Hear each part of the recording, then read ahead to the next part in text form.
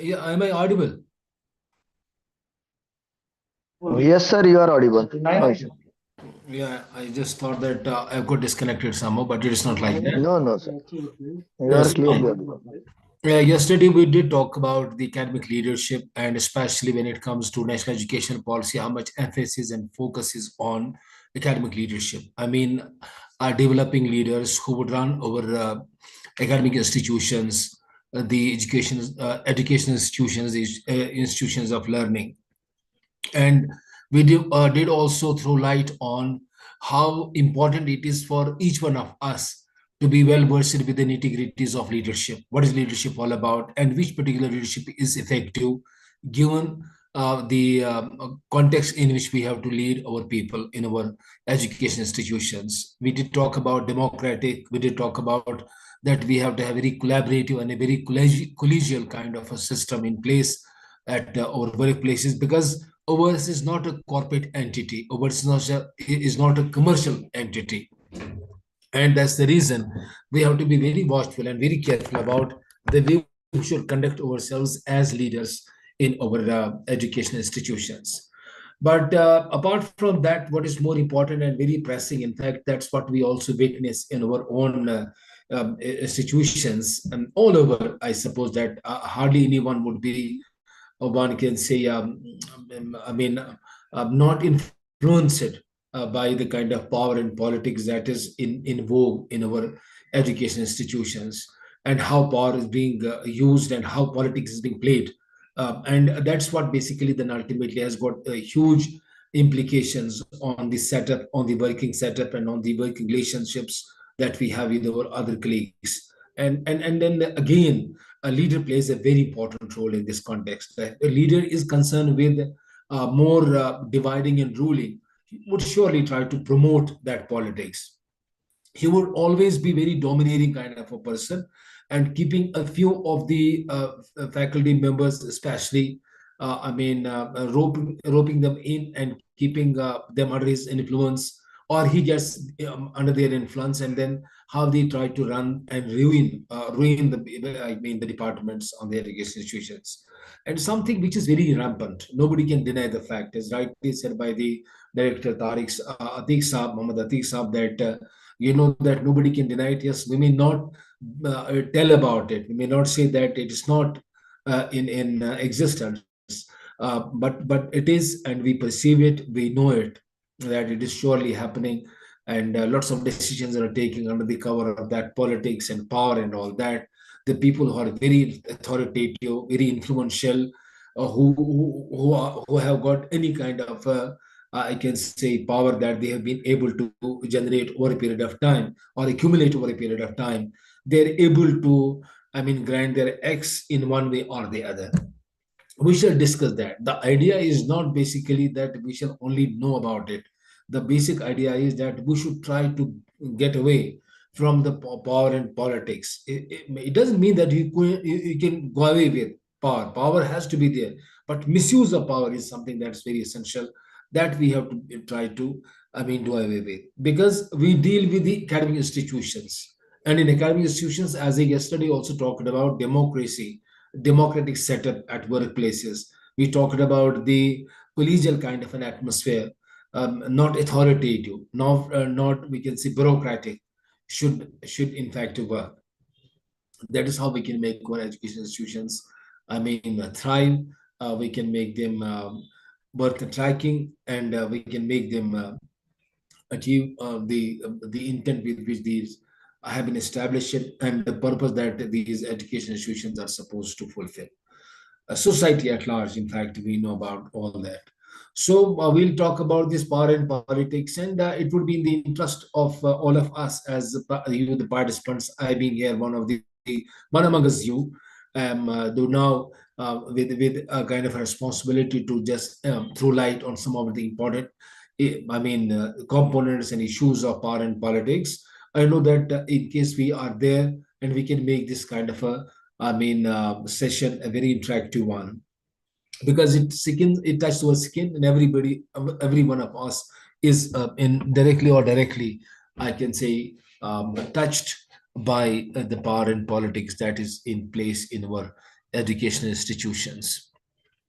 Now, when we talk about power, what power is all about, which power is there, which actually is destroying our workplaces, which is not making our workplaces serene and congenial, who are responsible for that, what is the role of a leader, what's the role of each one of us as the faculty members or as heads of the departments. I say that a leading role is to be played by head of the department, who is to be very tolerant.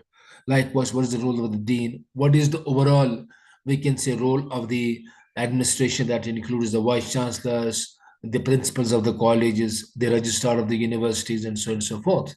Everybody has a role to play. Now we'll discuss something about what power is and how does it actually impact the organization as such, and what ought to be done in order to. There is some no. I think there is some problem. Is there any no? Should not be the case. Am I audible to you?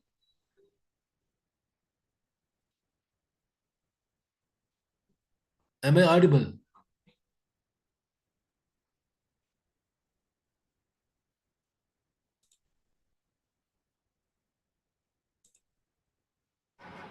Yes, sir. I'm not getting it here.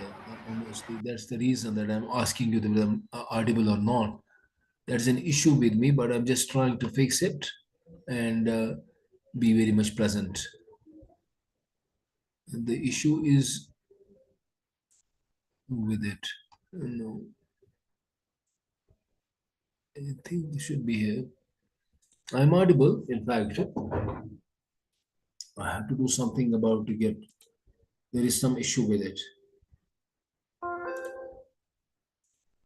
I'll be rejoining, huh?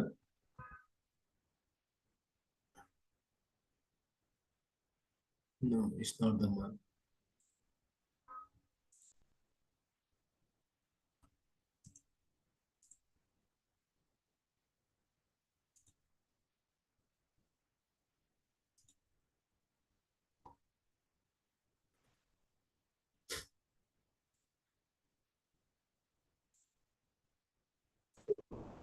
Okay. Are the slides visible to you, please? Are slides visible? Yes, sir. Slides are visible. Okay. So we have, for instance, we talk about the power in politics and what power is all about. That means, you know, that this will not work well. Sir, please play the slideshow. Yeah. Is it fine? Yes, sir. Now it's Fine. okay, sir. Oh, fine, fine. Bertrand Russell, he once said that the fundamental concept in social science is power. In the same way, or in the same sense, in which energy is the fundamental concept in physics. In social sciences, power is a very important and a very fundamental concept. And he said that in which, in the same sense in which energy is the fundamental concept in physics. So you cannot think of physics without having that in mind. And there are some important definitions from a managerial perspective, from social perspective, from economic perspective, and from social sciences perspective. Some of the definitions can be just talked about, just to know about how power has actually been conceived and how power has been defined. For example, Max Weber says the probability that one actor within a social relationship will be in a position to carry out his own will despite resistance.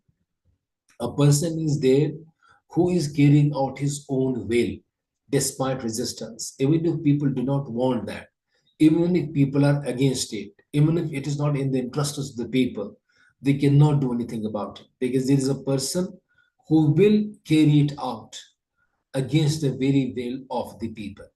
So it means that power is like that, where a person does something and he does it, even though there is a resistance, people resist to what he is doing and what he is saying, but still then he won't be in a position to influence them because they won't be in a position to influence him. They won't be in a position to asking him to undo it, he will continue doing it because of the power, because of the kind of a power that a person is holding. Likewise, power is the ability of a person or a group to influence or control some aspect of another person or group. So again, you have some aspect of another person which you are able to control, you are able to influence. Or else we say that ability to get an individual or group to do something, to get the person or group to change in some way. So power is that where a person is able to changing the people the way that person wants, the way power holder wants. We will discuss. There are two important aspects to this power. One is called the agent, the other one is called the target. We'll talk about that a little later. But before we move on to that, we can discuss something about how power is different from authority and influence, and are they really different from each other? When we talk about power, we say that it's an ability to influence another person, your power to influence the other person. But you've got an ability there. You have an ability. You are able to maneuver the things in order to influence the other person. When it comes to influence, we say that is a process of affecting the thoughts. So we say that you are intervening in a sense that you are able to actually change the thoughts, the behaviors, and the feelings of the other person. So you give a kind of a sermon, or you give a kind of a speech, you give a kind of a talk, you are a political leader for that matter, for instance, and you have a huge gathering, you are able to move them with your influence, the way you talk to them. And then their thoughts get changed. Their behaviors also do get changed. Their feelings also get changed. What they had thought about, it gets changed. So you're influencing it. Political leaders in particular have got a mastery at times on influencing the behaviors of others, their thoughts, their feelings, their ideologies. Likewise, when it comes to authority, we say that it's a right. The difference is here that in authority, whether the other person gets influenced or not, but by hook or by crook, the other person has to accept what is he or she is being said to do, or she or he is being told to do. Authority has to do with having a right to influence another person. I have a right. Suppose if I'm heading a department, I have a right to ask it for example, whether the teachers have taken classes on time, whether they have properly conducted the exams. So many things. So where you have an authority, it's pretty difficult to challenge that authority, especially in the kind of world and in the kind of a society that we live in. We are very high on power distance. There is a huge deference, there is a huge love, and there is a huge respect, in fact, for the people holding positions. Why? There are reasons for that. We will not discuss those reasons, but when in a power distance society like ours, there is still a respect for the people who are holding power. And there is a huge gap between a power holder and the one who is being influenced. That I say, we talk about it as a target and an agent. Agent is a person who is holding a power. Target is a person upon whom that power is being used. So we say that influence actually refers to the ability to affect the thoughts and opinions or behaviors of others without necessarily having direct control over them. You may or may not have any control over them. You may not have any legitimate authority over them. But through your speech, through your talks, through your behaviors, you are able to mesmerize others, influence others, their thoughts and opinions. And that's why it is being often based on persuasion, the kind of charisma that you have, the kind of expertise you have, the kind of trustworthiness you are enjoying. So that plays a very important, that becomes an important aspect of. So we say that it's often based on that. Influence can be informal and can come from any individual or a group, regardless of their official position or status. Even in our own departments, you have got some people not holding any kind of a power, but wielding a lot of influence on others. They're having that influence on others because of their knowledge, because of their expertise, because of the way they talk, because of many things.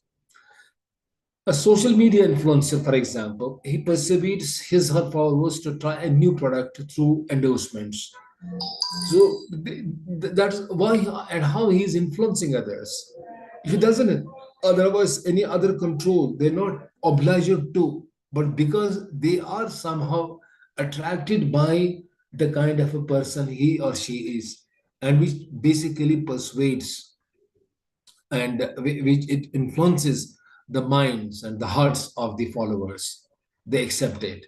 A respected colleague, for example, convinces others to adopt a new work approach through his her expertise and persuasion skills. So we have that also possible, that we know a respected colleague convinces others to adopt a new work approach through his her expertise and persuasion skills.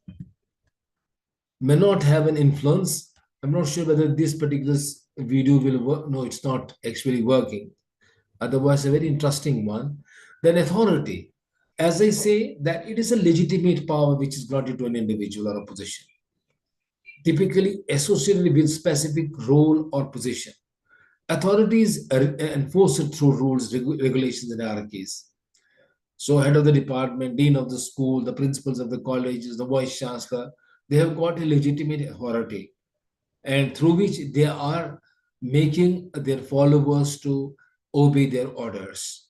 A teacher has an authority to assign tasks to the students and make decisions regarding internal assessment or tests. Because in universities or in colleges, especially in universities, there is an autonomy to this extent, where a teacher has his own way of conducting exams on different intervals, if not a terminal one, the continuous assessment, internal assessments. Again, a government official has the authority to enforce laws and regulations within his or her jurisdiction. So you have got a traffic, for example, police just stopping you, just checking your, for example, license, other documents of your vehicle that you are driving. So they have a government, they have an authority. Nobody can challenge it. At that point is the point actually. Authority cannot be challenged. Then you have a power. It's a capacity or ability to influence the behavior of others. A person's capacity, individual's capacity and ability, either through direct control or by controlling resources, rewards, or punishments. You have a possibility in your own domain, in your own context. You see some people, they have somehow got close to the higher ups, higher authorities, and they wield a power of rewarding the people, controlling the resources, and influencing the decision makers' thoughts. And then that's why we normally say that when it comes to a power, because that's the focal point that we shall be discussing. It can be coercive, where one party uses force or threats to make others comply. It can be based on cooperation and mutual interest. So we say, example, for example, a CEO of a company holds power over his employees by controlling their salaries, promotions, and job security. A celebrity, for example, has a power over his or her fame's purchasing decisions. Yes, we will purchase many, if not all. Maybe not the well-educated people will get that hugely influenced by the celebrities. They will have their own call to take on making decision when it comes to purchases. But laymen, a lot of people do get influenced when it comes to their purchasing decisions as well, and lifestyle choices through their influence and popularity. So celebrities have got that. So we say that influence, therefore, is an ability to shape opinions and behaviors. Authority is basically a legitimate right to make decisions and give orders, while as power is the capacity to control or influence others, which may or may not be tied to formal authority. Now, why from a person actually gets this power? That is more important and interesting. Where from he does get this power and influence? John Frenton, Bertram, Raven, they have identified 5 bases of power. Are you hearing me, please?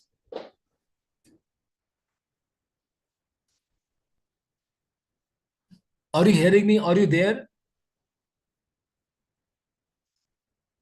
It seems that you have switched off the mic or the speaker, I beg your pardon, and you have left. Are you here? There? Hearing me?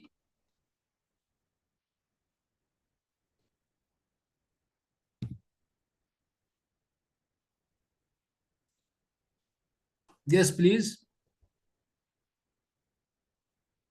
Are you hearing me?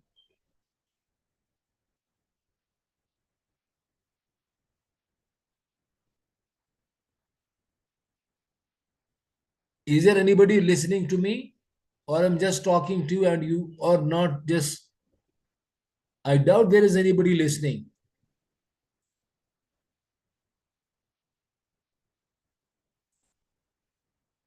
Am I audible to you? Yes, sir. You are audible. Yes, sir. Yes, sir. Okay, the point basically is that let us be interactive kindly. Be there only so that we have a discussion also. We know each other, we get to know what we are talking. Yes, please. So, when it comes to the sources, where from people derive power, one is basically what is called the position power. It stems from the formal authority or authority vested in a particular role and comprises of legitimate power, the reward power, and a coercive power. That's called a position power. Likewise, we have what is called the personal power, resides in the individual and is independent of position. For example, expert power and a referent power. Then we have information power, again a possession of or access to information that's valuable to others. Connection power, here we say it's an ability to call on connections and networks both inside and outside the organization for support in getting things and meetings one's goals.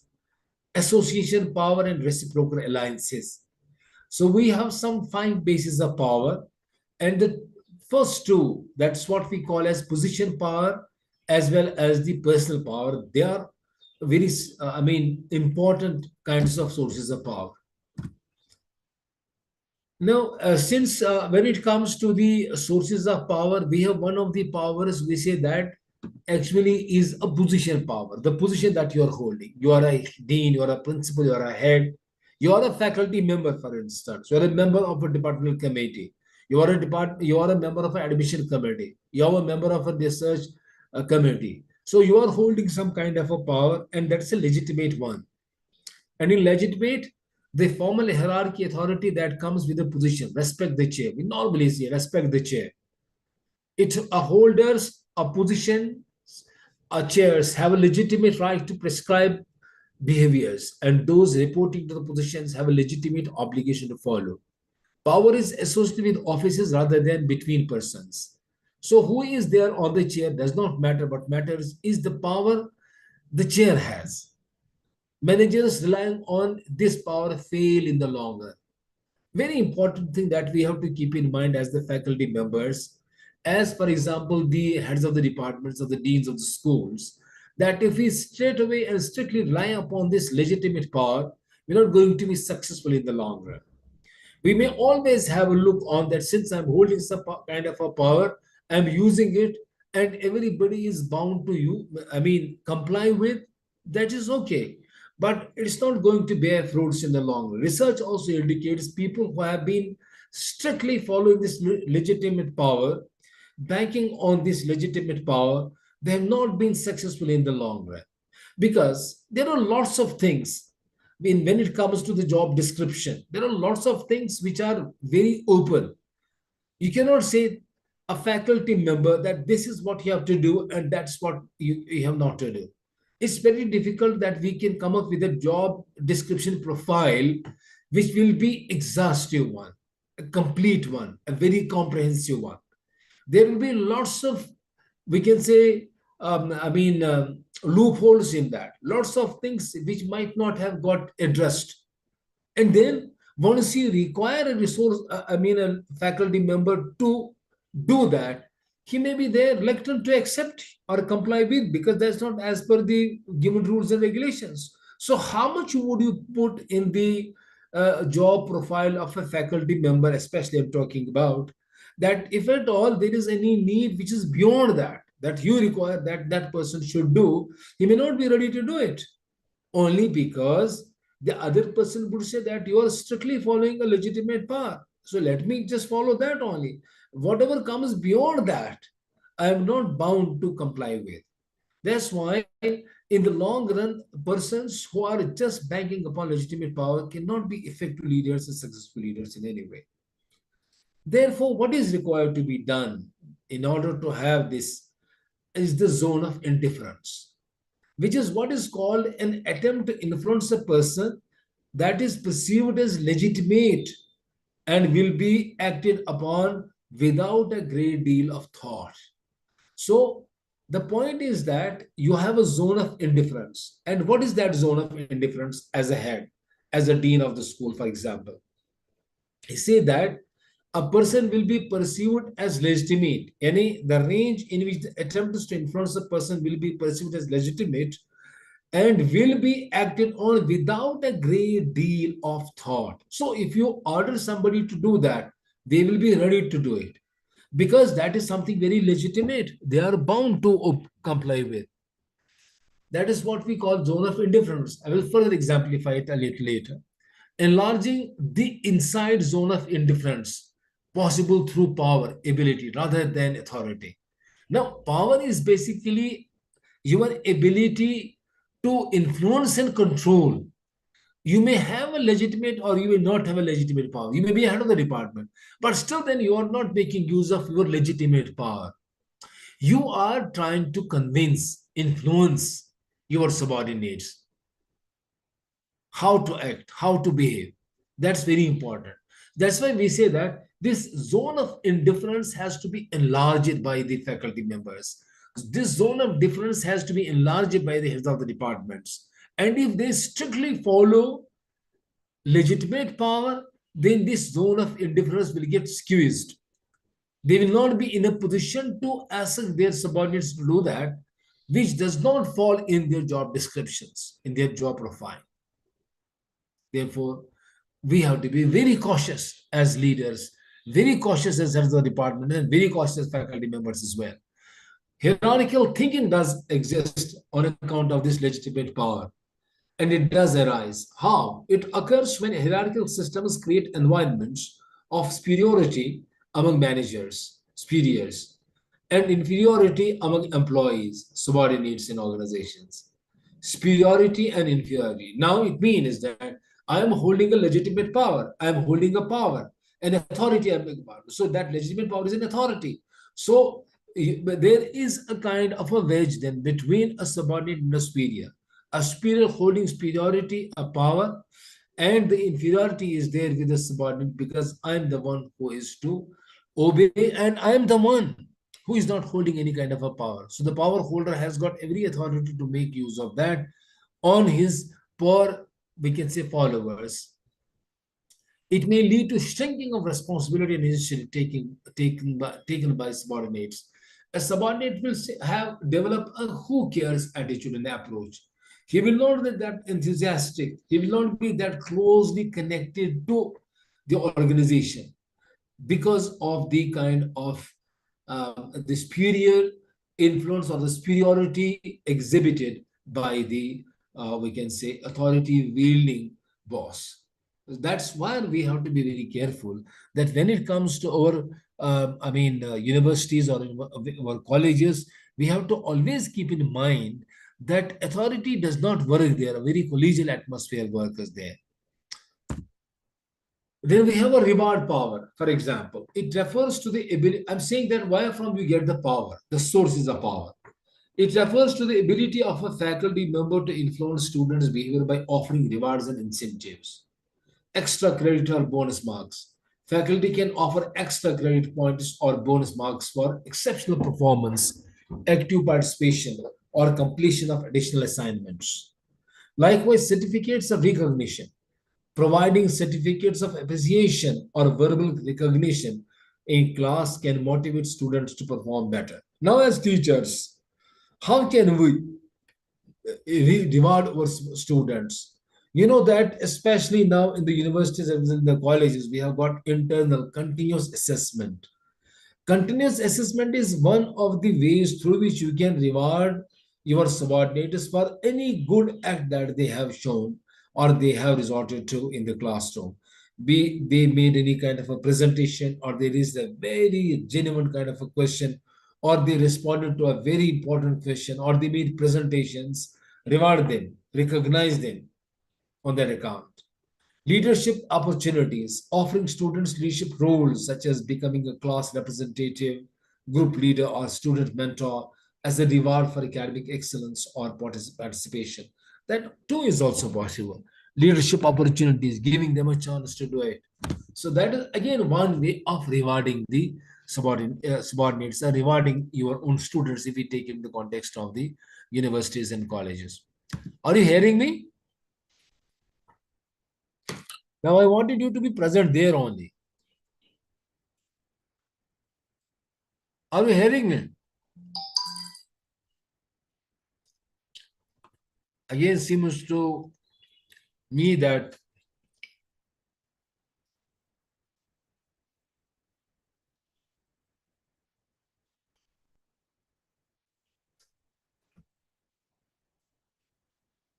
then we have a coercive power. It refers to the ability to influence behavior by applying pressure, imposing penalties, or creating a fear of negative consequences. Threat of low grades, for example, if it comes to a teacher, student failing to submit an assignment on time, even if there are valid reasons for the delay. Likewise, denial of internal marks or attendance. A professor refuses to mark attendance or deducts internal assessment marks for students for not participating in an event or adhering to dress code policies of the college. So this is all a coercive kind of a power. And of course, at places we do require our subordinates or students, for example, for that matter, to be made to do something to comply with the orders. Public shaming or embarrassment. A faculty member humiliates a student in presence of rest of, though not properly warranted, unless and until a student has crossed all the limits, there is no possibility and there is no reason for a faculty to resort to shaming or embarrassment of the students. Threat of disciplinary action. Again, if a student has done grossly wrong, then there is no other alternative that he is put to a disciplinary action. That is how you can stop others from resorting to such acts in the future. So if you are so lenient, allowing any kind of a wrong approach on the part of the students, if we take up the students here as the context of discussion, then of course, then the message will be passed on that people and the teachers, they hardly mind students' a rough approach and indecent approach or creating any problems. You have to stop that doing, that kind of an occurrence from taking place in our education institutions. So you have to show there a coercive power. So is the case with another department. For example, if you find that a teacher is not taking class or teachers are not taking classes regularly, look at it. How and why they can bunk the classes. They cannot take classes regularly. They cannot engage classes regularly. What could be the reason for it? And then accordingly come with remedial measures so that even at times a coercive power may be resorted to by the head of the department. If all else fails, his persuasion, his motivation, his other threats, if they actually fail to bring any fruitful results, then there is no other alternative but to resort to that coercive power. Likewise, we have got an expert power, which is why we say that there is an ability to influence others based on one's knowledge, skills, and expertise in a particular domain. And you know that providing deep subject knowledge, for example, if a teacher is providing very deep subject knowledge, you see a lot of respect and honor for him in the classroom also. Offering industry insights and practical applications. So you are, as a teacher, always trying to contextualize your session, always trying to give examples, cite examples, so that students do relate the lesson or session with what is happening around. So that's very important way of engaging the students, and it's a way of exhibiting one's expert power. A faculty member shares insights from corporate experiences or consulting projects to bridge the gap between theory and practice. Mentoring students for career development. Again, A teacher is there who knows his field and then accordingly draws the attention of his students towards how they can build their careers in the chosen area, in a chosen profession, in a chosen subject, for example. So all that is basically an expert power. And every teacher has to have this kind of a power in order to encourage students and in order to enjoy an expert power in the workplace. Now, when it comes to use of power from Indian education institutions, we find referent power to inspire, expert power to influence through knowledge, and coercive power to maintain discipline. These are the three important powers that are being used. The first one we say referent power, which is to inspire. Expert power, which is to influence through knowledge. And coercive power is to maintain discipline in the organization. That's why we say that these powers are a must. So let us have a look on this. Professor C.N. R. Rao, JNU Center, Jawaharlal Nehru Center for Advanced Scientific Research. What did he do? He influenced it through respect and admiration. India is one of the most respected scientists and educators. His passion for chemistry and research inspired thousands of students to pursue careers in science. Referent power. His contributions to solid-state chemistry and material science made him a role model for young researchers. So young researchers are taking up on his paths, on his directions, on his inspirations. Likewise, when it comes to the expert power, influence through knowledge and skill.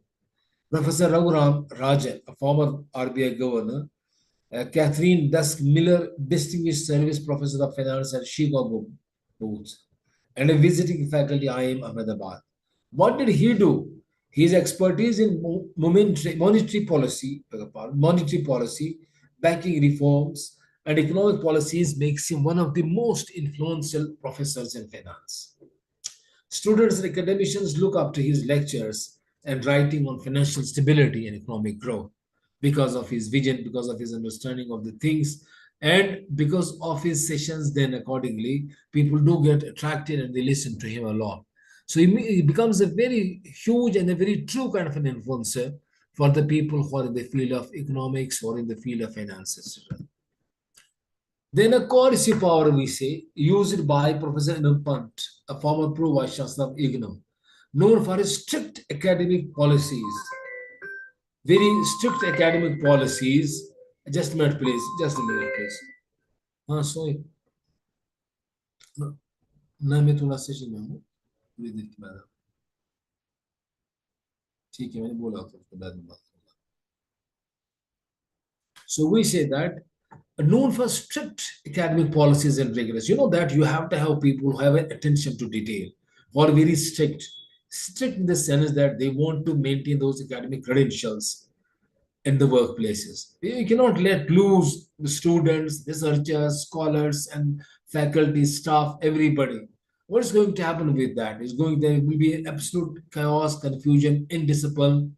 People will not be there to hold on to their rules and responsibilities. They may not discharge them properly because there is no monitoring taking place. There is no surveillance taking place. So you cannot leave people like this. That again is not the best way of dealing with the people or running the affairs. But then, of course, as we hear about that excess of everything is bad. It will depend upon the wisdom of the person who is leading, who is there in the class. How much of the coercion is required for my subordinates to fulfill or to achieve the desired goals. So we say that he was known for strict academic policies and rigorous curriculum implementation, ensured that students adhere to research standards and open learning. His structured approach helped maintain high academic quality. So he was very strict on this account, and that's what made the academic quality. That's what enhanced it, augmented it.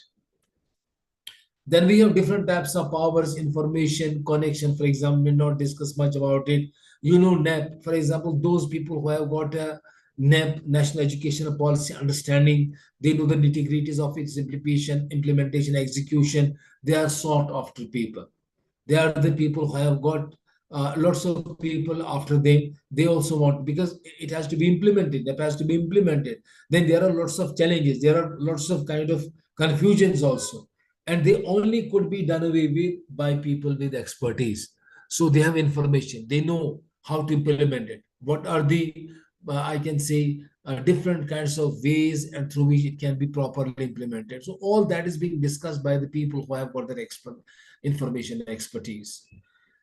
In the research context, when it comes to the basis of power, we say that the least effective power basis, legitimate, reward, and coercive, are most likely to be used by managers. Look at this. If you are hearing me properly, are you really hearing me? Are you hearing me?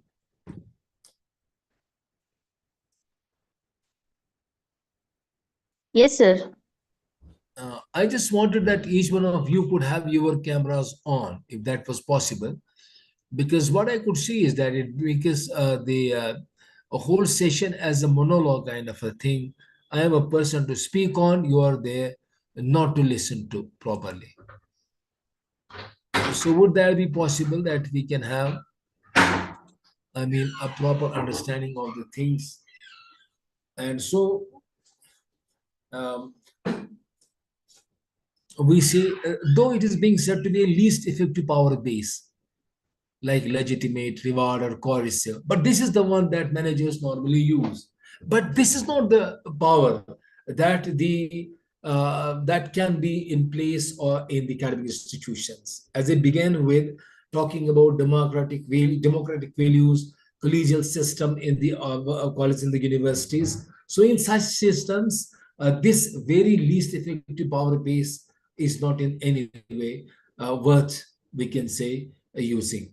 Then talk about the most effective power base, but that is the one which is very least being used, like referent and expert power.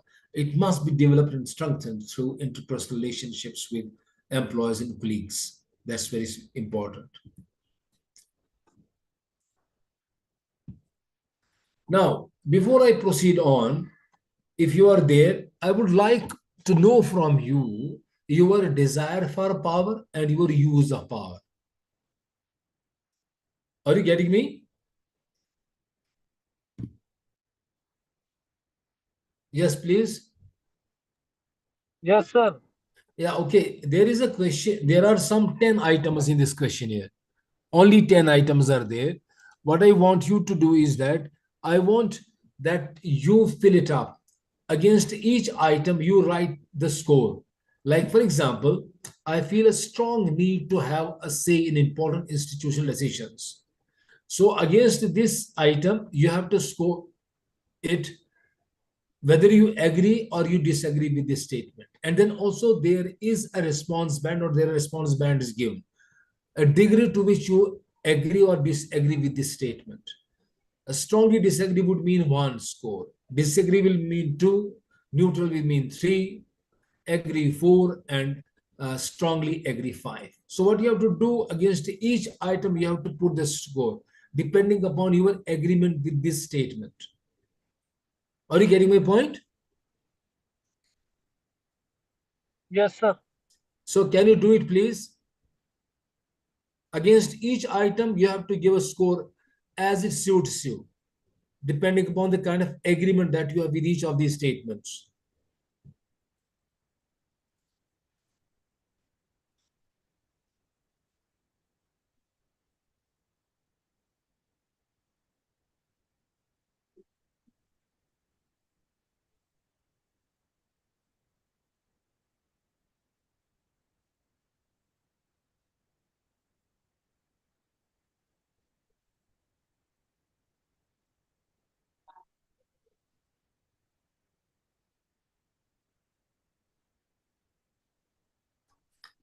Are you there to do it?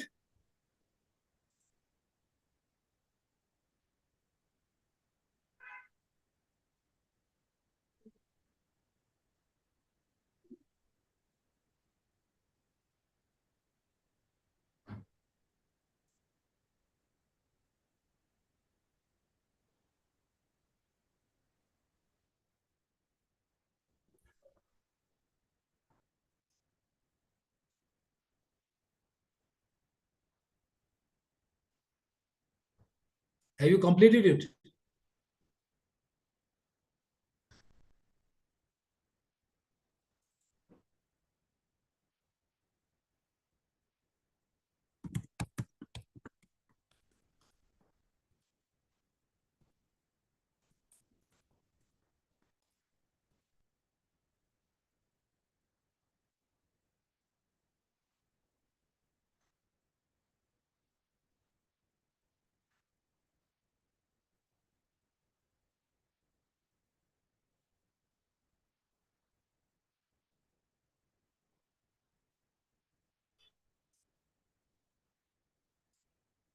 Shall I move to the next? Are you done with this?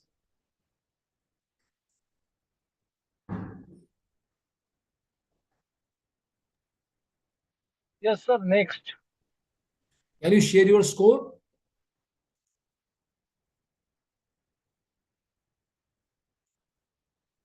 Anybody can share the score?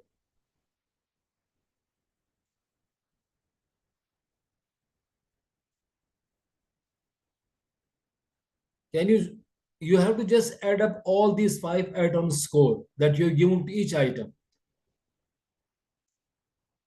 The minimum will be 5, maximum will be 25. Are you done with it?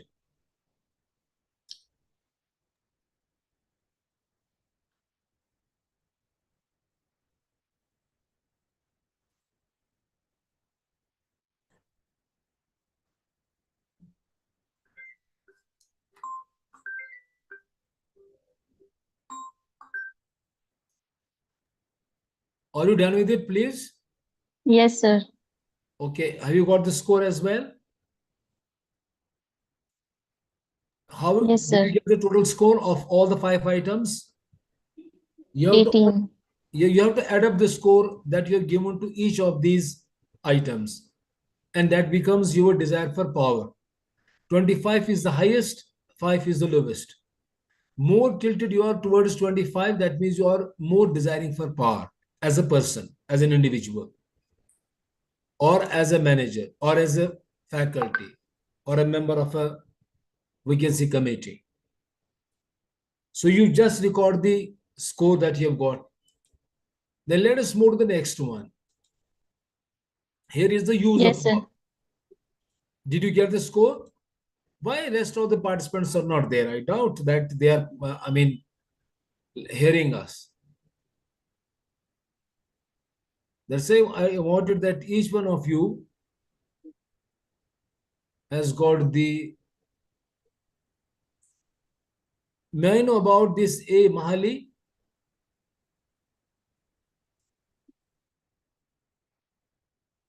May I know about this Ajay Singh Chandan?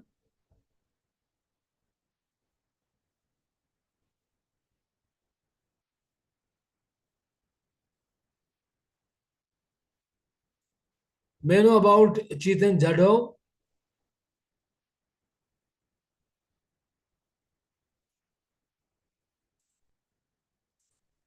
I don't think whether they are present there or not. Anyways, part B, use of power. Again, you have to do the same thing. Against each item, you have to put the score of agreement that you have with this statement. Are you done with it?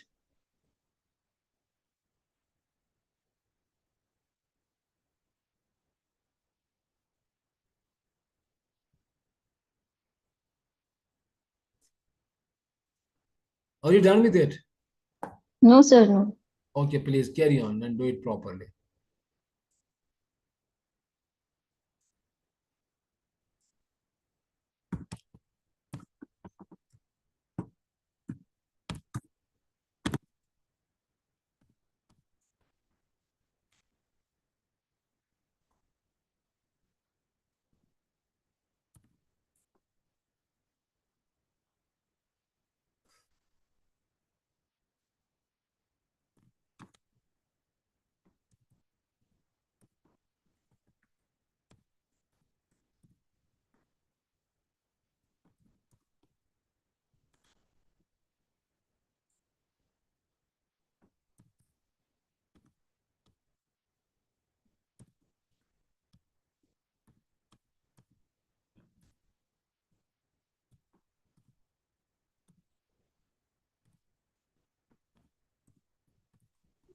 Done, sir.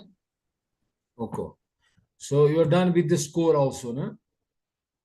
Yes, sir. Yeah. Now you know about it. Lowest score means that you do not use much of your power. The lowest means minimum power.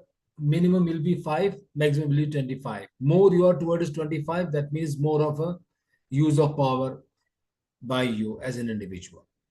This scale basically lets us know where we stand in terms of the desire for power and also the use of power. Now, let us, as I talked about this agent and the target person, this is very important. Agent and the target person. What does that actually mean? Agent is a power holder here, and target person is a person upon whom we have got an influence or a power or an authority. And I did talk about zone of indifference as well. I said that zone of indifference is an attempt to influence the person, and that is perceived as legitimate. Means that if you are ordering your students to do a particular assignment, they have to do it. And then it depends. They have to do it. And if suppose you're asking them or you're asking your subordinates to do that, and they do not find it to be legitimate. Suppose if a student feels that it's not legitimate, it's not a must for me, he will not do it. Now, what is essential on the part of a leader or on the part of a person who is holding a position, he has tried to enlarge this zone of indifference so that it does include many such things which otherwise are not to be done by the subordinates when it comes to their job profile. Because as I said, job profile is and cannot be that 100% complete. There can be so many things that have to be done in the course of your duty. And so every aspect of it cannot be documented at the time of signing an agreement or a contract with an employee. An employer will come up with different kinds of the job descriptions, what an employee is supposed to do, and an employee will be ready to accept them. We will have lots of such things which will come out of that domain, because a person will not be, or an employer would not be in a position to properly document each and every aspect of the job that the employee is supposed to do. Then we say that when it comes to the zone of indifference, this zone of indifference has to be so enlarged, means his influence, that whatever he asks his subordinates to do, without any blink of objection, they accept it. Less it is, means that you may have lots of things to expect from yours, so they may not do it. More it is, you can get many things done by your subordinates, because you have been able to enlarge that zone of indifference. For example, we have inside zone of indifference and outside zone of indifference. Look at this particular kind of requested action, we call it as a hypothetical psychological contract for a faculty. Say that what is in red, work on holidays, fix projectors and smart boards in the classrooms. Does it come in the domain of a teacher? Is a teacher supposed to do this? Especially when it comes to holidays. Why should he come on holidays? Why should he be there to fix the projectors, smart boards in the classrooms? If they have failed, if they are not working well, why should the faculty be bound to fix them? So in other words, it is something which is beyond his zone of indifference, outside of his zone of difference. So is the case with a number of other things like recording the minutes of the meeting. We know in our education institutions, even in our own universities, we have got a non-teaching staff which is not able to properly record the minutes. They're not able to properly grasp what has been discussed in the meetings, and so that they can come up with the minutes. And there are so many other things which they're not able to do, making purchases and doing many other things. And as a result of that, there are lots of things that are to be done by the faculty themselves.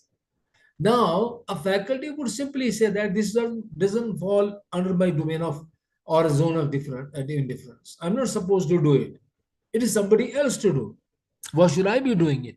It's a job of a clerk. It's a job of an SO, for instance. But why do we do it at places? We do it because the zone of indifference of our head is far and wide. It is too enlarged that because of his power, because of his influence, because of his charisma, he is able to make us to do that also, which otherwise does not fall in our job profile or description. And therefore, what is required for such kinds of activities which fall outside the zone of indifference? Lots of inducements are required. Lots of inducements are required. You will not find otherwise people to readily accept your orders, especially when it comes to not falling in their domain of description. Now, instead of this, you have, for example, take classes. Can any faculty member deny or avoid taking classes? Maybe in some extreme circumstances. Otherwise, not. If a faculty is in any way trying to, avoid the classes, they can be or he can be punished for it. So taking classes, then guiding scholars, attending meetings, coordinating research activities, conducting exams, evaluating answer scripts. These are all what is we call them as inside the zone of indifference. So it means the kind of influence the head of the department will have on his or her faculty member would depend upon how much he is able to enlarge the zone of indifference. More he is able to, more cooperation will be there, collaboration will be there. A very collegial kind of a system will be in existence that way. So that's what we basically talk about the zone of indifference. Are you hearing me? Yes, sir. Fine. I'm habitual of asking the participants whether they are listening me or not. Now look at this. Influenceability of the target of power. Influenceability. How much agent could be, I can say, influential in influencing the target of power? I mean the follower. How much he would be able. That will depend upon the dependency, uncertainty, personality, intelligence, gender, age, culture. These are some of the important factors that will determine whether the agent, say person A, is able to influence person B, who is actually the target of the power. It will depend upon the dependency of the target of power. If the target of power is too much dependent upon this agent of power, he has or she has no other choice but to accept what is being said. The influence of the agent power will be very high. Uncertain about appropriation of one's own behavior. A person is taking some call, some action, but he is not sure about that decision, whether he has taken it right or wrong. In such circumstances, again, he will always fall back on the person who has got an influence on him. That means that in certain cases, you do not take a call of your own because you're uncertain about the decision that you are taking. So you fall prey to somebody's dictates. Likewise, personality, people with high need for affiliation. For example, the people have got different categories of needs, need patterns. Some are highly affiliating kind of people. They have a need for affiliation. So they don't want to break the relations. This is happening at our workplaces as well. You have got at times some people who are under you or who are with you, but you like them because you got a personality of that sort, that in spite of they troubling you on one or the other occasion or on many occasions, you still just want to be friendly with them. So that means that if the target of power is there, and the target of power is, has a need for affiliation, he or she would always seek the advice of the agent. Intelligent. More intelligent is a person, less possibility that he could be influenced. Because intelligent people would take decisions and calls of their own. They would not fall prey to the dictators of the agent. Gender. We used to hear much about it, that gender, when it comes to the ladies, they are more influenced by the agent. But it is in many ways, and really, it is just getting, I can say, diminished, vanished. Now you have by and large equal rights with the males and females. So it's not only the females and the males, it's only not the females, in fact, who got that straight away influenced by the agent. That distinction in the gender that played a role once upon a time is no more now in existence. In most of the cases, gender, ladies of their own are able to mark different kinds of impressions. Then age also, when you are small, when you are a kid, when you don't have a proper know-how of the things, there was every possibility of getting influenced by whosoever would come across you. And then age does not necessarily confine here with the persons being small youngsters. Likewise, culture, individualism, and collectivism. Where the society is highly individualistic, people do not take counsel or advice from the superiors. So they're not much influenced as compared to a society which is highly collectivist, in the sense where people do not take any call unless and until they discuss the things together. Suppose if it's a family issue, they will discuss it first. If it is a collectivist kind of a society, where it's not collectivist society, for example, modern, European kind of a style, in that they are more concerned with being individualistic when it comes to taking a call. So very rarely do they get influenced by the agent of the power. Am I audible to you? Yes, sir. Yes, sir.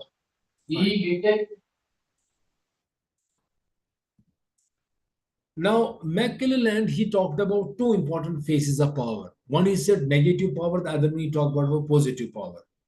Like used for personal gains. And negative power is also used for personal gains. And people have got very less concern for others. Managers using this power are termed as power hungry, more concerned with their own needs and interests, have a high I orientation, me syndrome. I have done this, I have done that, I am doing that.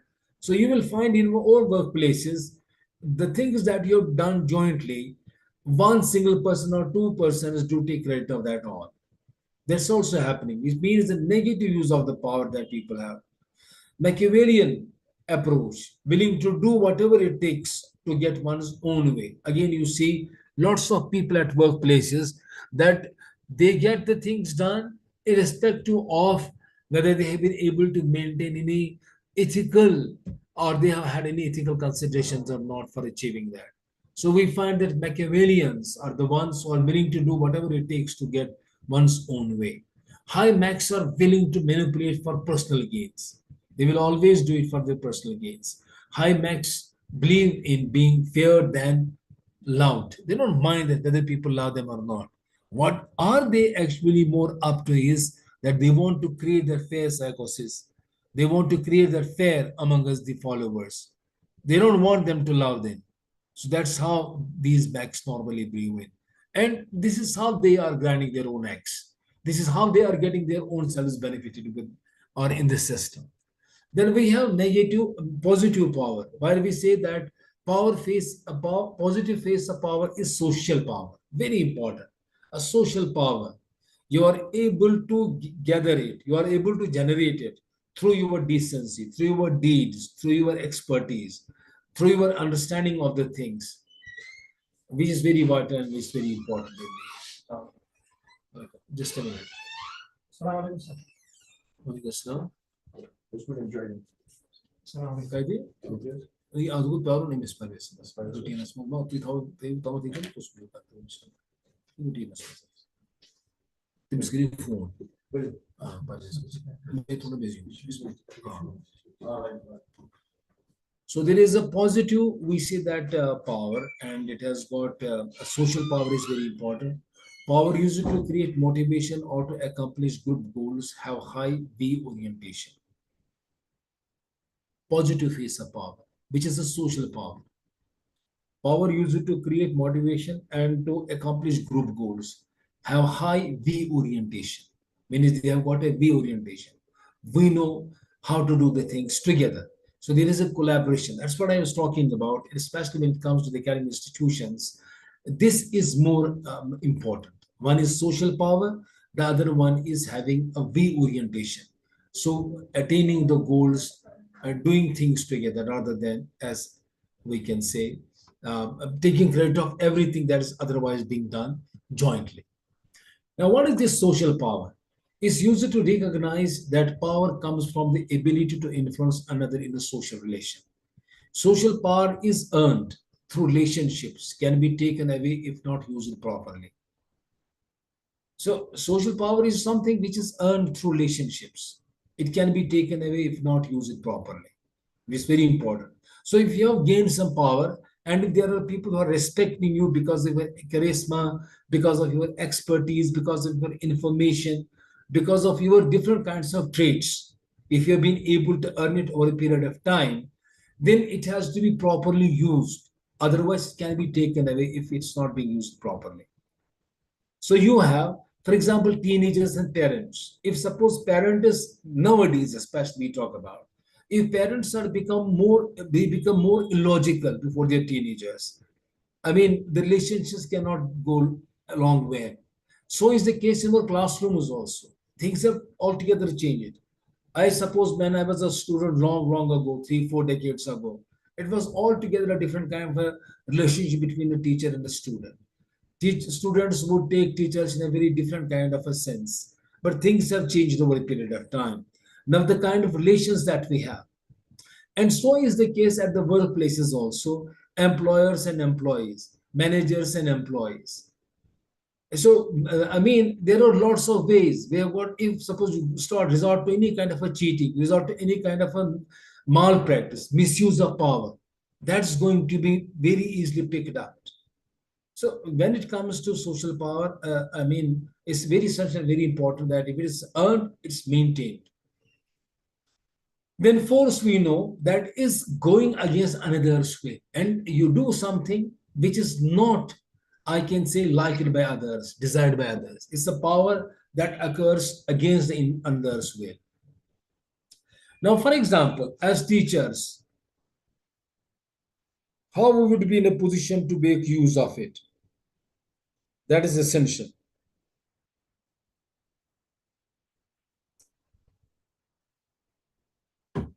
And then you see that tactics, description, examples, inspirational appeal, motivating through vision and passion. If we're talking about the influence tactics of the academicians on students, what does it actually mean? Inspirational appeal as a tactics from the academicians, inspiring students by linking academic subjects to real world impact. That's why contextualizing. So there are lots of success stories, suppose depending upon the kind of a subject that you are dealing with.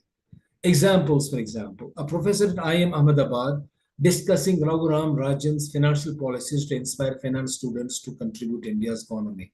It's not something that cannot be done. So there are people already who have done it for the country. They have contributed to India's economy. Professor Manmohan Singh, the Prime Minister of the country, how he contributed, especially when it comes to a landmark and a very transformational approach that he adopted as a financial plan back in 1991. Those are all inspirational appeals that can be discussed in the classroom settings, where you can influence, I mean, your students. Likewise, rational persuasion using logic, facts, and data to influence. Professors act as mentors, understanding students' aspirations and guiding them accordingly. The person seeks the help of others to persuade you to do something. A management professor at XLRI, Jamshedpur, for example, mentoring students based on their leadership styles and advising them on career paths in HR, consulting, and entrepreneurship. So again, it means that the kind of position that you have and what kind of a role you can take or tactics that you can resort to, like, for example, rational persuasion, here we talk. Tactics, role modeling, referent power, influencing through personal reputation and expertise. Professors become role models by showcasing their achievements, ethics, dedication to research, inspiring students to follow in their footsteps. For example, Dr. Ramesh Mashelka, a former CSIR head IIT Mumbai, inspired students to engage in innovation by highlighting Indian patents and scientific breakthroughs. Collaboration and participative and decision making. Again, a professor involving students in discussions, project designs, real world problem solving, to make them valued. Reward and recognition, recognizing students' efforts through awards, grades, public praise, or research opportunities boost their confidence. All these are some of the important, we can say, tactics that an academician can resort to in influencing, through which they can influence their students, they can inspire their students, they can make their, I can say, a huge impact on them. There is a question that can the in this uh, could it be possible that we can learn influence tactics or the skills? Can they be learned?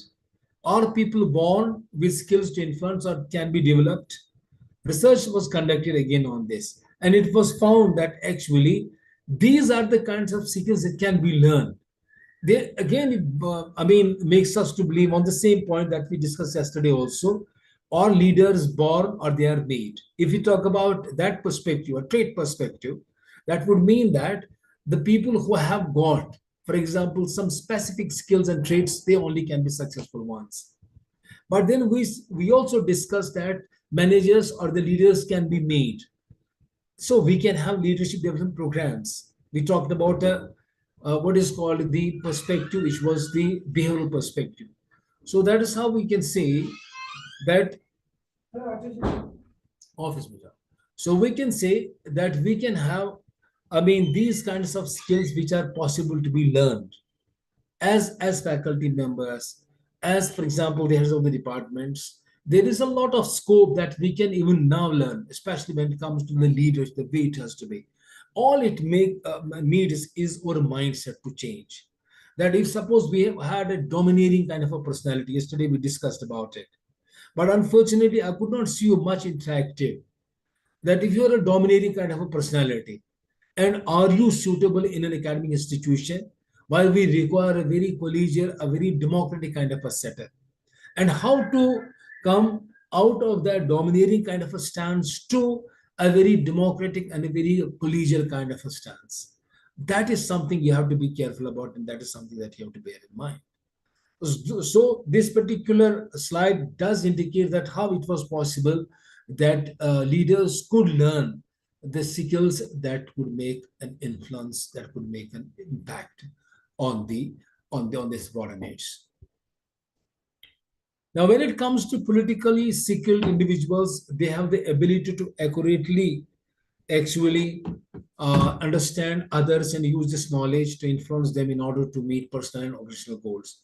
For example, we have social astuteness, interpersonal influence, networking ability, sincerity, an individual's ability to portray forthrightness and authenticity in all of their dealings.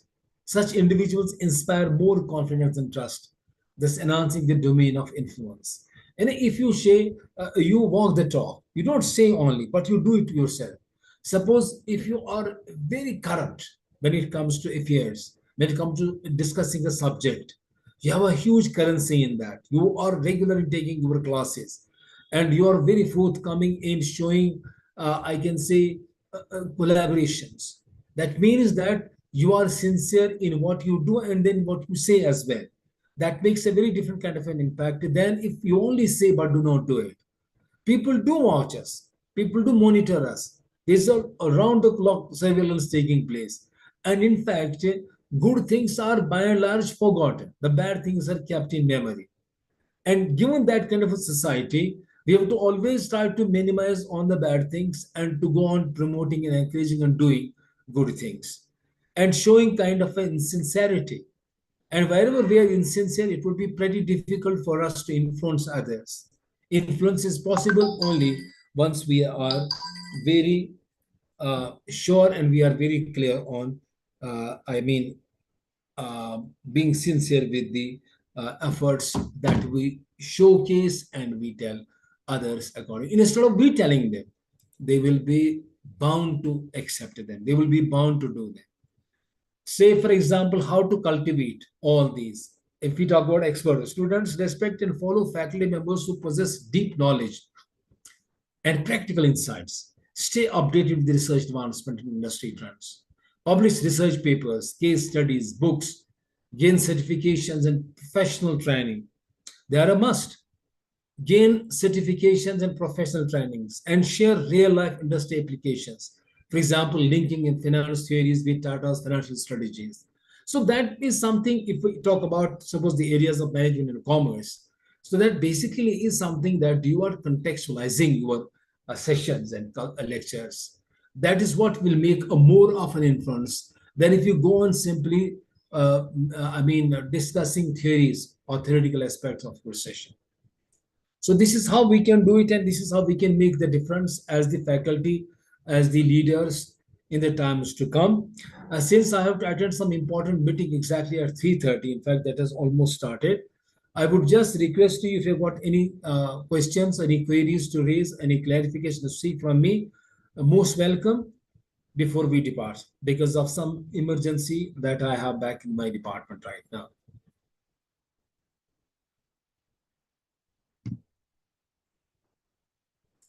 Yes, please.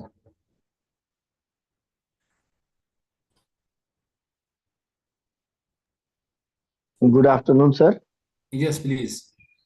It was really very nice session. Thank you for wonderful insights. My question is related to the effective implementation of all these NEP policies. One of my good friend has wrote some article on the present issue. UGC has provided one position, professor of practice. Uh-huh. They can be adopted in the institution, where from, as the present statistics tells us that, including I'm from Maharashtra, including Maharashtra, many of the grantee NET colleges have not filled their vacant position as on date. Majority of the institution are run by the contributory lecturers or visiting faculties.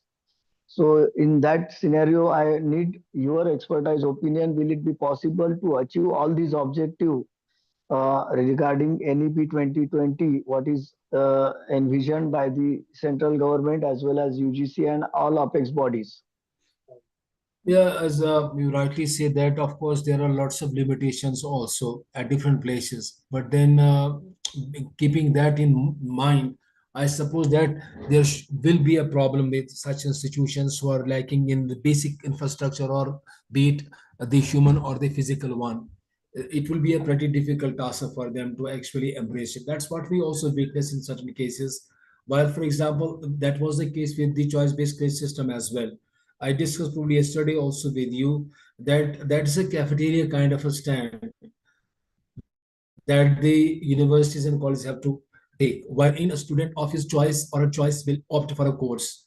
But then courses are available, faculty is not available, or neither courses are available nor the faculty is available. In certain cases, there will be surely a kind of a problem and an issue. But unless and until you have something different to do, you won't be ready to do it. So naturally, if we just wait that unless and until we have got that infrastructure at place, we won't be able to do anything. It is pretty difficult.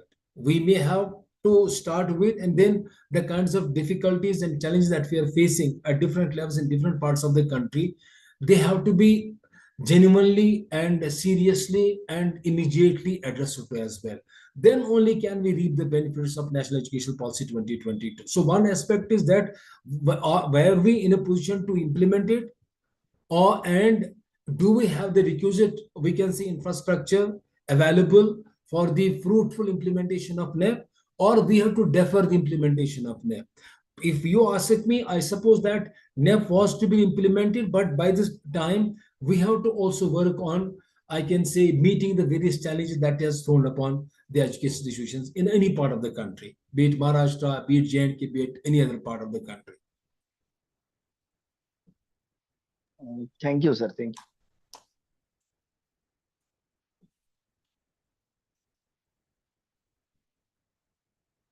Anybody else? Yes, participants, is there any questions, more questions or the queries? You can please ask. Other we can conclude and for proceed for next session. Please, anyone.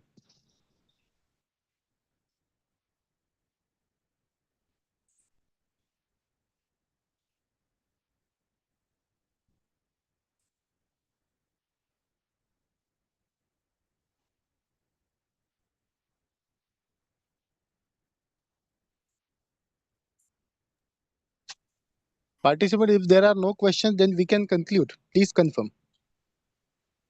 Yes, sir. Sir also has some important department meeting. We can conclude. Okay, Professor Nazir sir, shall we conclude if you could permit? Yeah. So great of you all Yeah. for patiently listening to me. Thank you. See you again sometime later. Thank you, sir. Thank you so much on behalf of the Malvi Mission Teacher Training Center, Sant Gadge Baba Amravati University, and Jagdamba College of Engineering and Technology. I extend my sincere thanks to Professor Nazir sir for such a wonderful session and very unique and different session, because it is a very important topic, and every one of us are facing such kind of issues of politics and powers in the higher education system ecosystem. And definitely, sir, you have given some kind of inputs. That input is very much important for us, and this is a really thought-provoking session, sir. I once again extend my sincere thanks to you for such a thought-provoking and insightful session towards this power and politics of higher education in the higher education ecosystem, and for your precious time. I once again extend my sincere thanks to you. And with the kind consent of Professor Nazir, sir, I would like to declare that this session will be over here. Thank you, sir. Thank you so much, sir. Thank you very much. Thank you very much.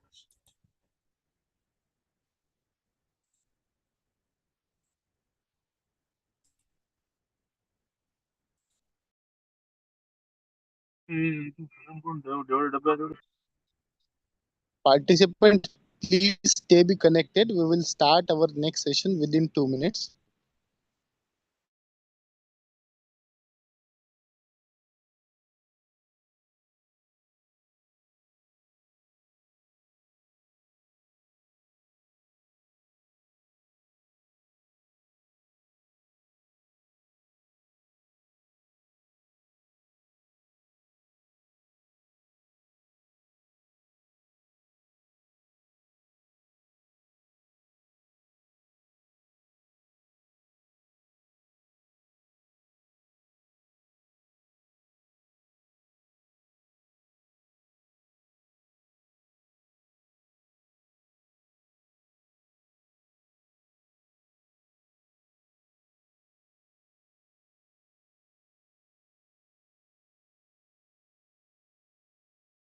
तसं नाही मग clashes नको.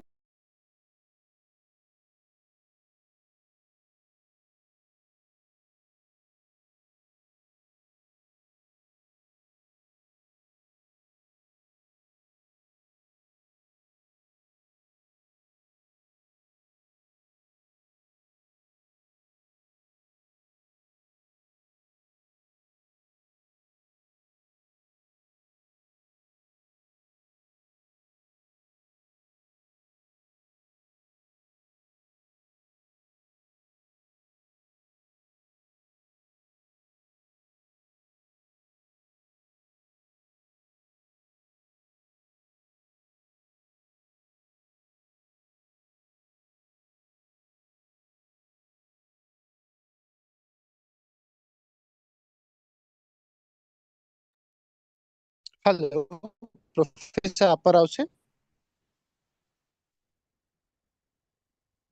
Hello, Professor Apparao, sir.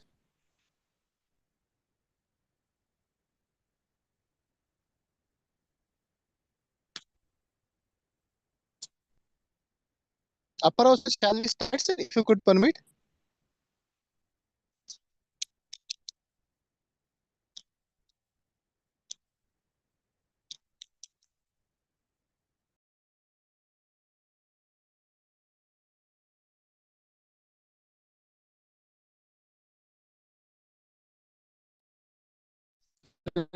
I think Professor Apparao, sir, has been disconnected. We will wait for 1 minute more.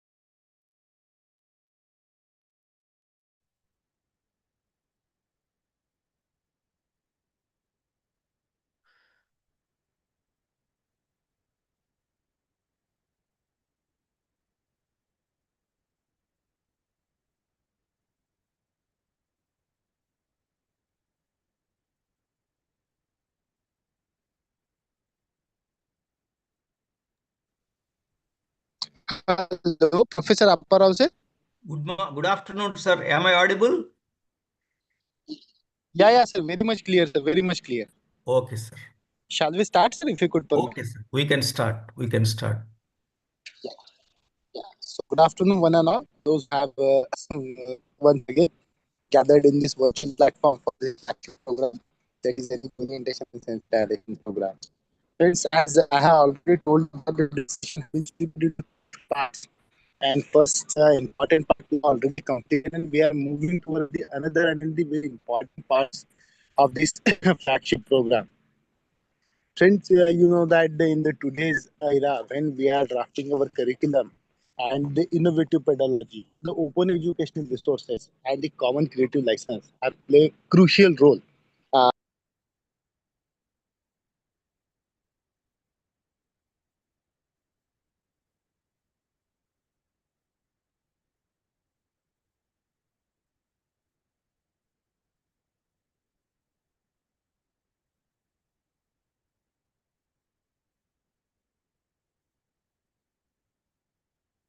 With the help of Professor Aparo, sir.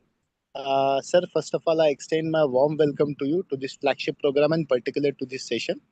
Friends, Professor Apparao sir is a former senior professor at National Institute of Technology at Warangal. Sir has having a more than 4.5 decades of experience in this ecosystem of higher education. He is not only the creative teacher but also the good administrator. And under his able guidance, 21 scholars have been completed their PhD degree. PhD research. Sir has associated with the various institutions and play different roles, not only in the capacity of a teacher but also in the capacity of administrator. He has also hold the charge of HOD, that head of the departments of biotechnology.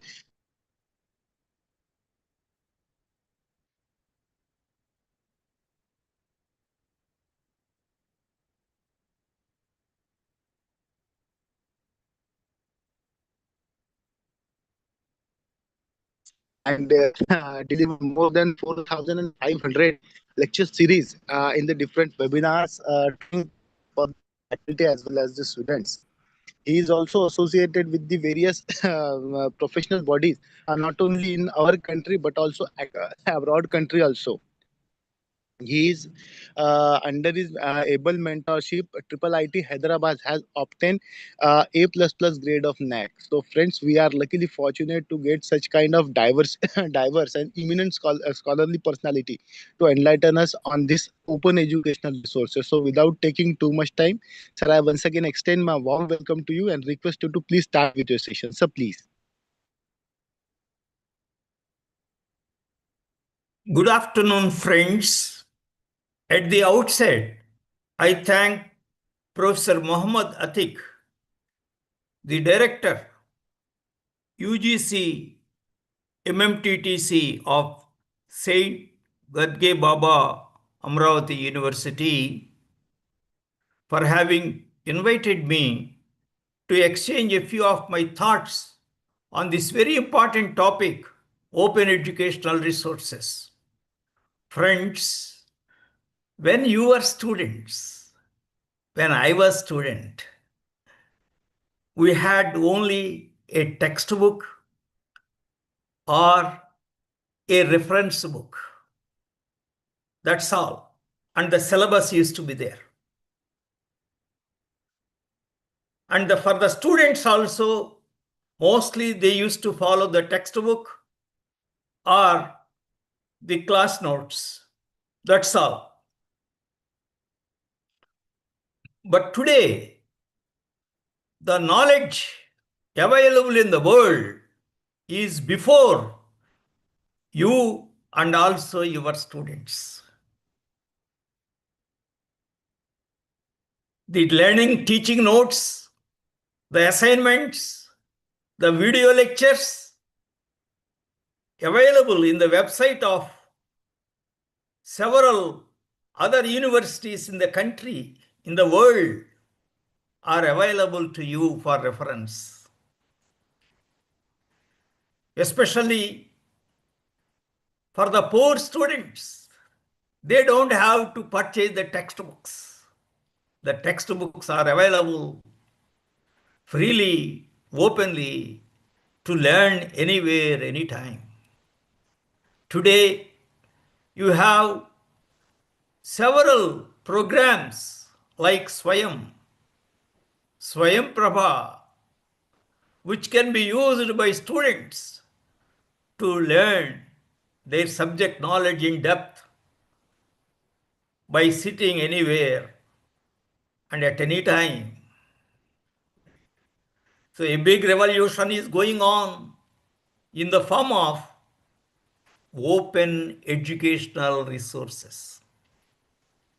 As teachers, you can be greatly benefited by extensively using these open educational resources in your classroom teaching, in setting challenging questions, in giving assignments, in giving mini projects or major projects to the students.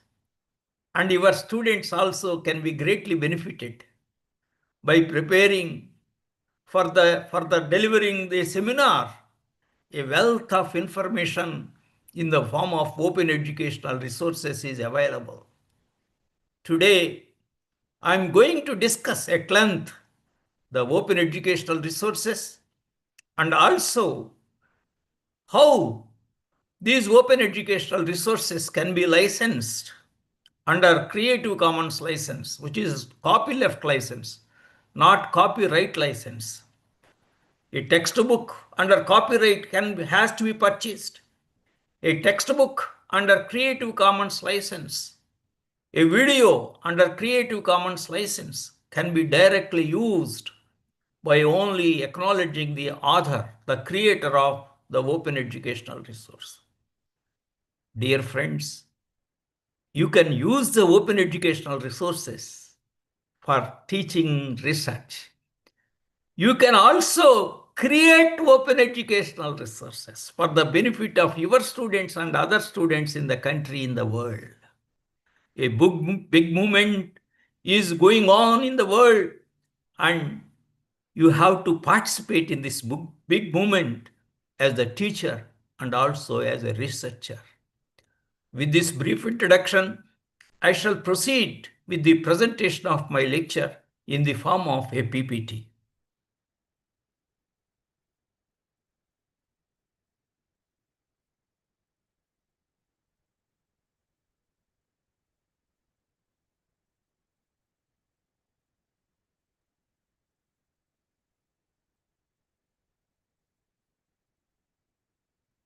See, there is always, especially for the Zoom link, my laptop will be able to show only this kind of slide presentation, not full slide mode. There will be problem for moving the slides.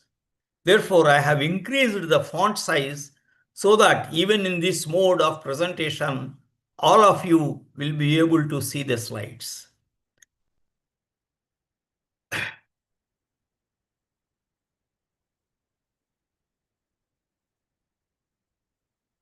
Open educational resources, a great revolution towards improving quality of higher education or school education. Indian universities and colleges and teachers like you can be great beneficiaries of this open educational resources movement. Wide propagation on the use of OER, open educational resources, the acronym is OER. OER means open educational resources. In teaching, learning, assessment, and research is the need of the hour. Appropriate use of OER means you can have videos, right? Appropriate use of OER can bring in excitement, motivation towards learning, self-learning, and lifelong learning among both the teachers and also the students. Development of an interesting online course of good quality is possible by selecting modifying and using appropriately this OER.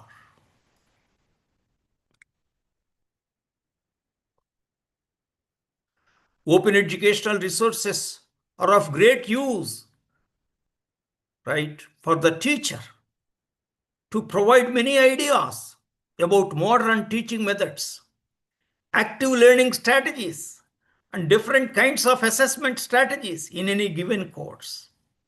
OER are great resources to students for self-learning, independent learning, and in-depth learning.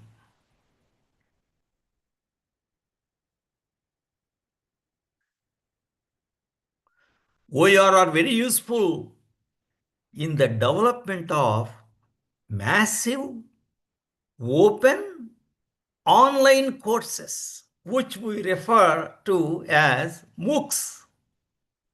MOOCs are very popular these days, right? You can participate in the use of MOOCs and also in the development of MOOCs, right? Ultimately, that is ultimate for you.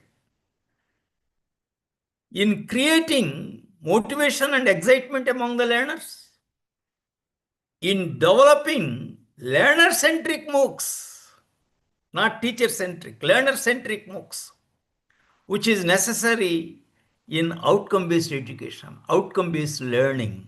Today, all of you have to implement outcome-based learning. In its implementation, you can have the greatest benefit of OER. You can formulate course outcomes at higher cognitive levels, like apply, analyze, evaluate, and create with the help of OERs. We can appropriately combine your teaching learning strategies. You can provide appropriate learning materials to the students, a variety of learning materials, and also different modes of assessment, not only periodically 2 or 3 tests and the end semester examination, different modes of assessment, variety of assessments, variety of learning materials, variety of teaching methods, right? So that there is no monotony in the classroom. You can bring in creativity in the classroom teaching, right? You can bring creativity in designing the projects, right, for the students in their final year. Group projects or individual projects. You can, there are, we say always 5 R's of open educational resources, 5 R's, capital R's. What are these 5 R's, sir? One is reuse, reuse the OER. Another R stands for revise the OER, modify the OER and use. Then third one is remix the OER with another one or with your own ideas. Redistribute the OER among the students and the other faculty members. Retain the OER. You can keep it with you. If it is a video, you can store it. If it is a teaching notes or assignments, you can take a printout and have a copy with you. So these are in detail explained in the next slide. Reuse, to use the content in a wide range of ways. Example, in a classroom, in a study group, on a website, in a video. Reuse. Only thing is, you have to give acknowledgement to the creator of this OER. OER can be video, can be a photograph, can be a PPT. It can also be teaching notes. It can be an assignment. It can be a software. It can be anything. There are several kinds of OERs possible. Second way of using it is revise, adapt, adjust, modify, or alter the content itself to suit your students. Right? As I mentioned, these OERs are available in the world. So you have a video lecture, the best video lecture given by a professor of Stanford University or Harvard University or Cambridge University. You liked it. But the students may not be able to follow the pronunciation. That may be difficult, especially for the students from rural areas. Then what you do? You can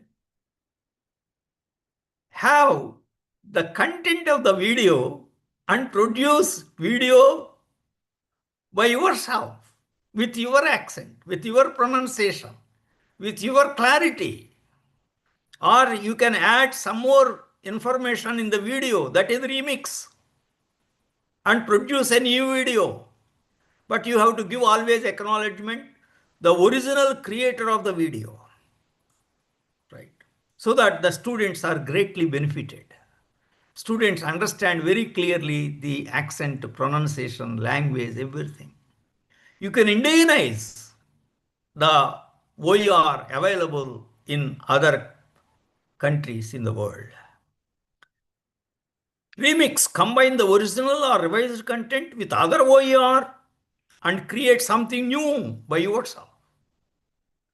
Redistribute, share copies of the original content, your revision or remix with others. Example, give a copy of the content to a friend, to a colleague, to the students. Retain, make, own, and control copies of the content. Example, download and print, duplicate, store, all that. So in these 5 ways, you can make use of the OERs. 5 different ways of making use of OERs. Examples of OERs needed in classroom teaching and also developing MOOCs content.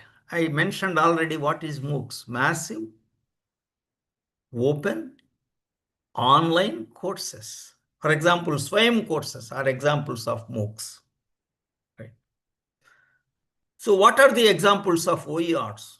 Videos, images of photographs, PPTs with animations, PPTs with embedded photographs, flowcharts, databases to give related data, numerical problems, right? You need not spend a lot of, you can have a novelty in providing the numerical problems designed by somebody else also. You can design your own problems, but already there are some great problems in the form of OER. You can borrow them. You can give acknowledgement to the author. Real world problems, multiple choice questions for self-assessment, that is for formative assessment, software, models for explaining the concepts, models for explaining the concepts, case studies for analysis, examples of field studies, virtual labs and experiments, right? That's also OER. For some courses, there are virtual labs, experiments, virtual experiments in IIIT Hyderabad. For some courses, for some experiments, there is virtual lab program at IISc Bangalore, right? You may not, a particular college may not have sophisticated instruments, but through virtual experiments, through virtual labs available in other great institutions like IITs and IISc Bangalore and IIITs, your students can be greatly benefited. Your students can have the feel the feel of doing the experiment and recording the data, analyzing the data, interpreting the data, and having the conclusions. Only thing is they will not be able to have the skill. In order to have the skill, actual skill, they should operate the instrument physically. That is the best way. But some instruments may be very costly, 50 lakhs, that all the colleges may not be able to afford, because your students, suppose you may have 60 students in your classroom. For 60 students, you may not be able to provide, but through virtual labs, at a given point of time, all the 60 students may be involved in performing the experiment, in calculating in analyzing the results, recording the data and conclusions, etc. Very interesting. Then e-books, right? So many students will not be able to purchase textbooks, especially in higher education these days. Some of the books cost around 500 rupees, 1000 rupees, 2000 rupees, like that. Suppose if you prescribe an e-book of good standard, which can be understood easily by the students, the language is very comfortable with the student, for the students, then you prescribe an e-book as a reference book, at least as a reference book. Students can directly read from the source, that website which provided the e-book. If they want, they can download some of the pages, they can have the printout. Comfortably, they can read at any time, right? So all the students may not have the laptop facility, printer facility. In such a case, the teacher himself or herself can provide the printed material, distribute the printed material of a few pages, important pages from the ebook. Right. So other tools for explaining the concepts easily and self-learning by students. So many examples I have mentioned in the form of OERs. Right. Is it not a wonderful revolution? Is it not that the knowledge is at the doorstep of the students and teachers? Right. So is it not that the entire world of knowledge is open before the teacher and the students? Is it not this world of knowledge useful in the teaching learning process? Right. Is it not that this OERs provide you to enable the students to have the depth of knowledge? That is important. So let us now discuss the origin of open educational resources movement. It was a movement, sir. David Wiley coined the term open content way back 1998, about 27 years ago itself. OER, the term OER, was introduced first in UNESCO's 2002 forum on the impact of open courseware for higher education in the developing countries, right?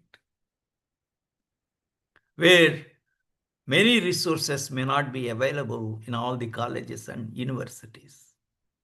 That is the main aim of UNESCO.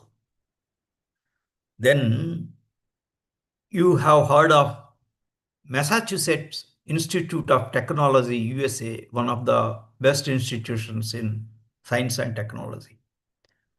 So in brief, it is called MIT. It is referred to as MIT. The MIT Open Courseware Project, they have initiated the MIT Open Courseware Project, right? That was the first OER project in the world.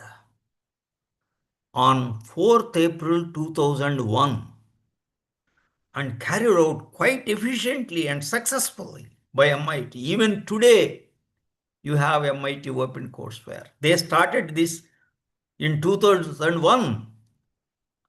I was greatly benefited. I have used this MIT Courseware in 2005 itself. Since then, I have been using it. Right. I have been a beneficiary of this MIT Open Courseware, which is one of the best open coursewares in the world. So they are organizing it by philanthropic contributions, right?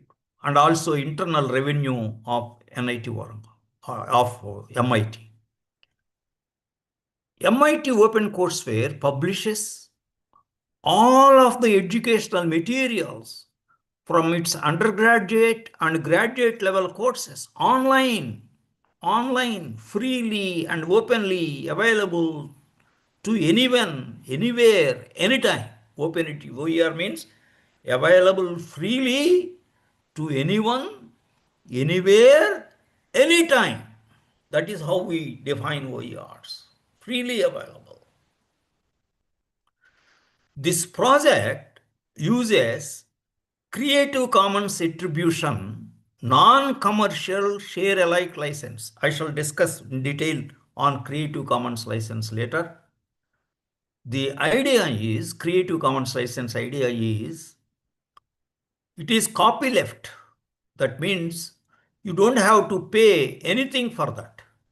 Then why license to give what is called recognition to the author of OER so that it is not misused? And non-commercial, this OER content of MIT courseware cannot be used for commercial purposes, non-commercial purposes for the benefit of teachers and students in the colleges and universities all over the world. The program, MIT Courseware program, was originally funded by the William and Flora Hallett Foundation and Andrew W. Mellon Foundation and also MIT. 3 organizations were involved initially. But now, MIT Courseware project is supported by MIT internal revenue generation, and also major gifts and donations from the site visitors. I have also donated about $125 because I was regularly using this OER, this website. The initiative inspired a number of other institutions to make their course materials available as open educational resources. 4 main categories of OER movement. There are 4 categories. The first category is open courseware. Open courseware is the direct publication of high quality educational materials that are freely and openly licensed and are available online to anyone, anytime, anywhere. These OERs, these open courseware, include course planning and evaluation tools, thematic content. They also include MOOCs, massive open online courses. This open courseware content, very useful, sir. Open courseware content is very useful to all of you and also your students.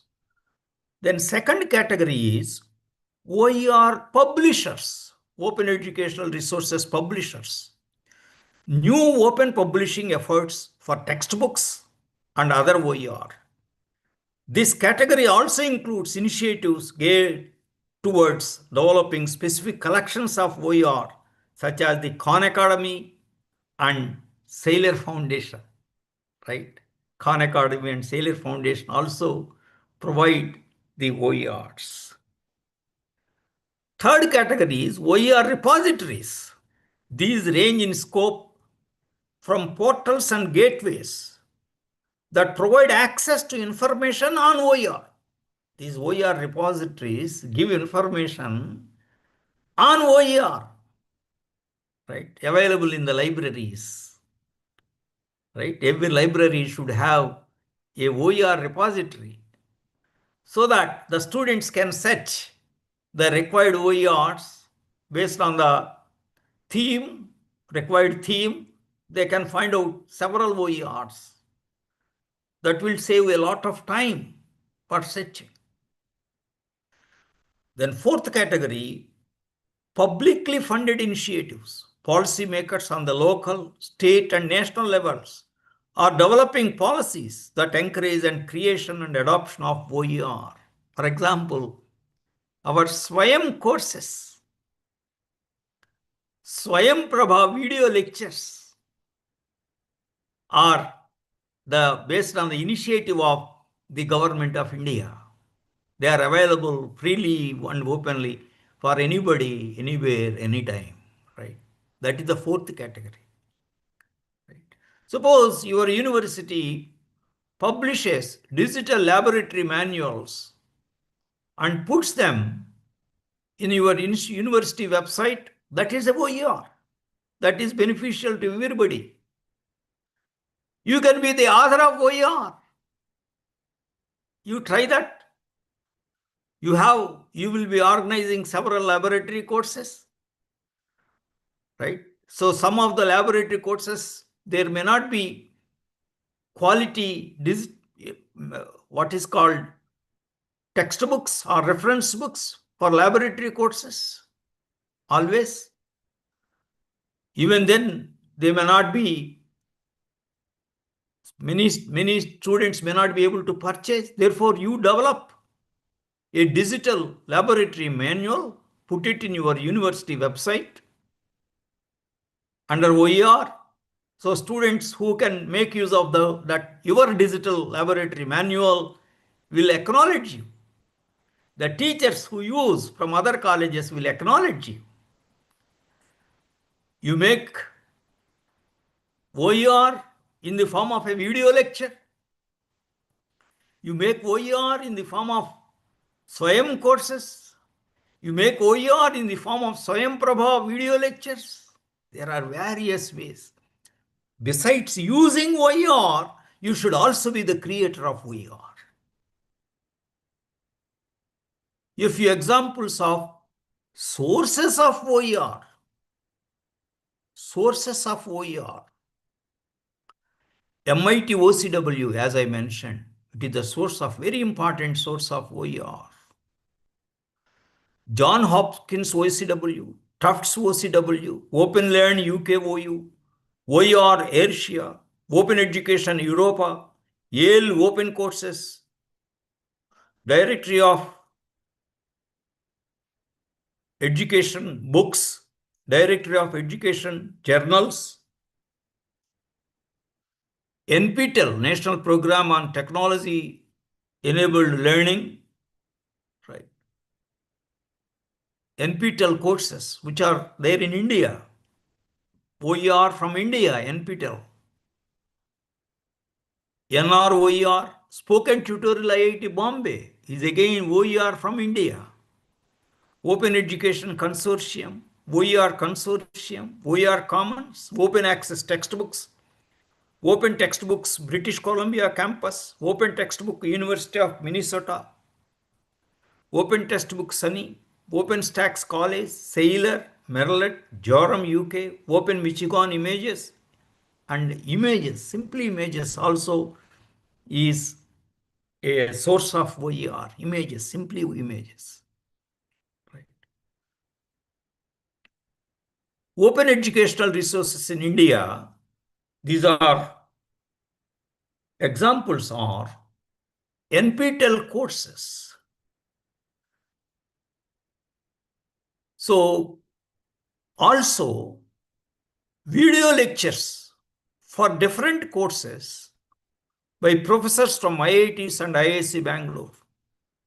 Lecture notes for different courses. These video lectures and lecture notes can be used by the teacher appropriately on the related courses. NPTEL means National Program on Technology-Enabled Learning. You have NPTEL online courses also. This is the website for that. Online courses.nptel.ac.in, developed by faculty members from IITs and IIC Bangalore, many IITs and IIC Bangalore. And you also have SWAYAM courses, online courses, MOOCs, massive open online courses. SWAYAM means actually study webs of active learning for young aspiring minds. So the acronym is SWAYAM. The complete form is study webs of active learning for young aspiring minds. These online courses, which provide active learning, not only passive learning. They provide activities for the students. They provide video lectures for the students. They provide lecture notes to the students, especially activities to be done by the students, problems to be solved by the students.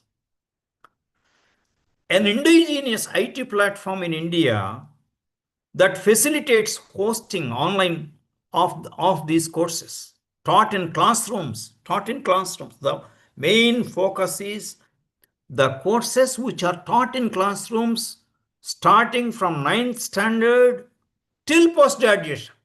They are available in the form of SWAYAM courses to be accessed by anyone, anywhere and anytime freely in India. Other countries, if they have to use, they have to pay some charges. But for the students and teachers of India, they are totally free. All the courses are interactive, learner-centric MOOCs, prepared by the best teachers in the country, right? More than 1,000 specially chosen faculty and teachers across the country have participated in preparing these SWAYAM courses. The courses hosted in SWAYAM are in 4 quadrants. This is 4 quadrants model. In the first quadrant, you have video lecture. Students or teachers can view the video lecture if they register for the course. Only then they are available. You have to register. Then specially prepared reading material that can be downloaded and printed. That is also available. So students watch first the video lecture, try to understand. That video lecture is prepared in such a way that the students can understand very easily. There is pace of explanation, the pronunciation, the accent, because they're all from India. It can be easily understood by the students. Then, for the detailed study, concepts only will be explained in the video lecture. For the detailed study, they provide you specially reading material, prepared reading material with the photographs, images, and all that. Problems, worked out problems, all that. That can be downloaded and printed by the student. Right.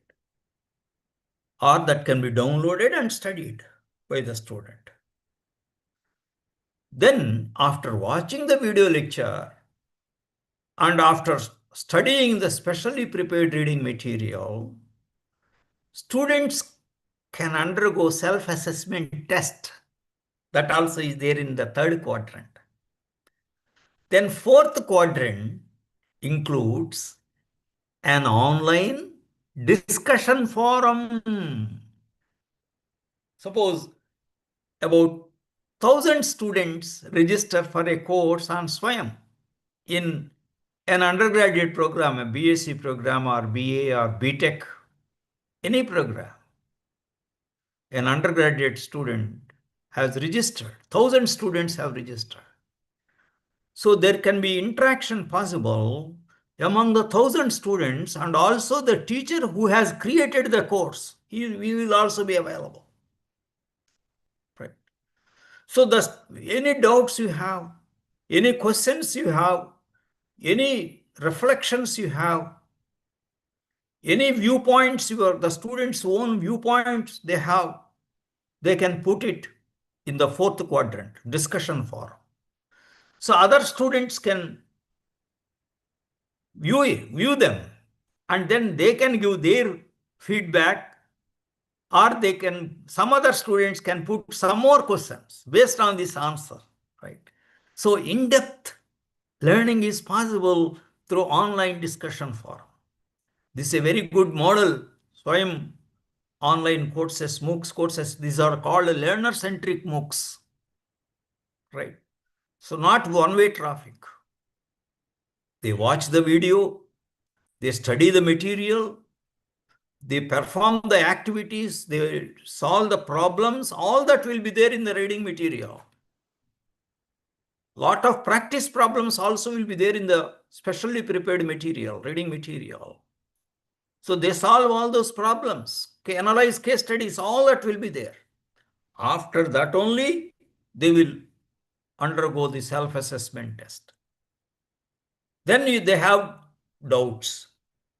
They have questions. They can put it in the fourth quadrant online discussion forum. So the feedback from the students is that these are very well organized courses, very useful courses. You see, my dear friends, what is the relevance of Swayam courses in Indian context in higher education today? You see, many colleges and universities do not have adequate faculty, right? Many vacancies are there at any given point of time. A recent survey indicates at any given point of time, nearly 30% of the permanent faculty positions are vacant, even in IITs, NITs, central universities also. And state government colleges, private colleges, also there are a good number of posts are vacant. You see, as per the norms, student-faculty ratio must be 15:1 or better. Suppose you have an undergraduate program, a 4-year undergraduate program, 60 students, 60 into 4, 240 students, 240 divided by 15. That much number must be available. 16 faculty must be available in the department to teach that particular course, one undergraduate course for 240 students. That is the meaning of 15:1. We don't have in any given college or university. That is the minimum. So IITs, central universities, the NIT sanctioned strength by the government is for the student-faculty ratio of 10:1. So much higher number is needed there because they are involved in research also. So very often what happens is, for want of faculty, we don't offer elective courses, a good number of elective courses. So on paper, there will be 4 courses in one elective, but actually, we will be offering only 1 course. Student may be interested in the other 3 courses also, but we offer only 1 course. Our curriculum is only rigid curriculum for want of faculty. But because of these Swayam courses, if some elective courses are there under Swayam, on Swayam platform, students can register on Swayam. They need not be taught directly by the faculty. They can register on the Swayam platform and they can earn credits on Swayam platform. UGC has already permitted to the extent of 40% of the total number of credits can be earned by the student by getting the credits from Swayam courses and get the certificate. However, the college must give permission. The college academic council or academic senate must give permission for which courses the students can register on Swayam platform. I do not say that Swayam courses can be substitute for teachers. But when you do not have teachers, instead of not offering the courses, let the students enjoy learning based on the Swayam courses, which are very well what is called developed. This is the context, this is the relevance of Swayam courses in India. That is the reason why UGC has given permission to the extent of such large percentage of credits that can be earned by the students using Swayam courses. Then you have Swayam Prabha also. It's a group of 32 DTH channels devoted to telecasting of high quality educational programs on 24/7 basis using GSAT 15 satellite. This is the website for Swayam Prabha. The home page of Swayam Prabha website gives a list of channels among which one can choose the channel related to his or her subject. Channels 1 to 10, video lectures developed by Consortium of Educational Communications of UGC for some subjects. Channels 11 to 18 and 30, video lectures developed by NPTEL. Channel 29, video lectures developed by Quality Enhancement in Engineering Education of IIT Madras. Channels 23 to 26, video lectures developed by IGNOU for some subjects. Channels 19 to 22, video lectures developed by IIT PAL, IIT Professors Assisted Learning in Maths, Physics, Chemistry and Biology, suitable for 11th and 12th classes. Channels 27 to 28, video lectures developed by National Institute of Open Schooling for some subjects. Channel 31, video lectures developed by NCRT, National Council of Educational Research and Training for school subjects. Channel 32, video lectures developed by IGNOU and also National Institute of Open Schooling, NIOS, right? So for your courses, which channel will provide? You select the channel. And currently, which video lecture is available on which date, at what time, that information will be available in Swayam Prabha website. The students accordingly can watch the video lecture, right? So they can watch the video lecture anytime. That is published, for example, tomorrow. They can watch it day after tomorrow or after some time also. Some video lectures will be in archives. They can search for the video lecture they are interested in on a particular topic, and they can go through the archives, also can watch the video lectures. So these are well prepared by the best teachers in the country. Therefore, they will be of great use. The additional material, the supporting material, besides your classroom teaching, these video lectures will be of great use. They provide excitement and motivation to the students. They are listening to the lecture from another teacher. They are listening lecture from you in the regular classroom. So that means they have another teacher also, right? So when they register your courses. They also register Swayam courses simultaneously. So there are two teachers to teach the same course. The students are greatly benefited. I consider the teachers should encourage that, not discourage that. Right? Examples of free and open source software also are there. I am giving you a few examples of free and open source software. The acronym is FOSS, free and open source software. For example, R programming, it is extensively used. It is available as free and open source software.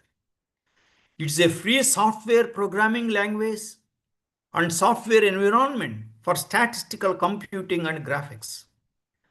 The language is popular among data miners for development of statistical software and data analysis. Besides data mining, it also provides statistical and graphical techniques, linear and nonlinear modeling, right? Classical statistical tests, time series analysis, classification of clustering, and many more. So students who learn courses in mathematics, courses in civil engineering, courses in computer science and engineering, courses in bioinformatics, they can make use of this R programming. Students from statistics for all related, whatever I explained here. A few other open source tools. TensorFlow is a free and open source software library for data flow and differential programming across a range of tasks. It's a symbolic math library and is also used for machine learning applications such as neural networks. Maxima, symbolic computation environment, open source software similar to Mathematica. Mathematica is very expensive. All colleges cannot afford to purchase Mathematica. So an alternative for Mathematica is Maxima.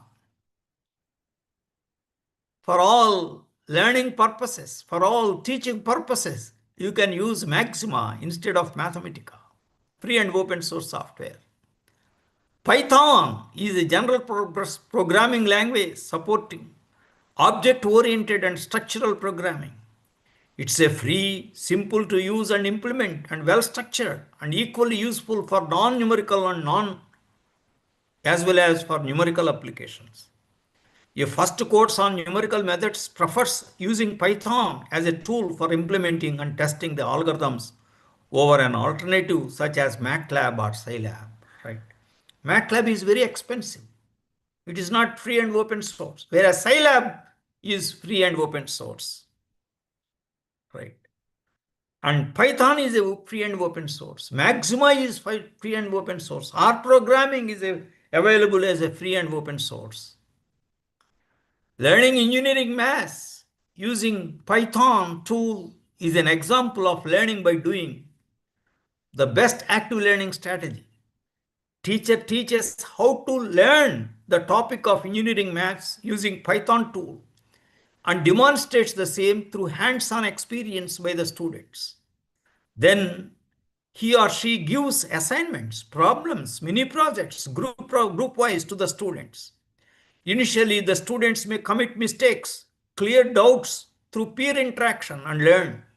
Discussions take place later in the classroom, leading to deep learning. In this example of learning engineering maths, Python tool is also a guru, a teacher.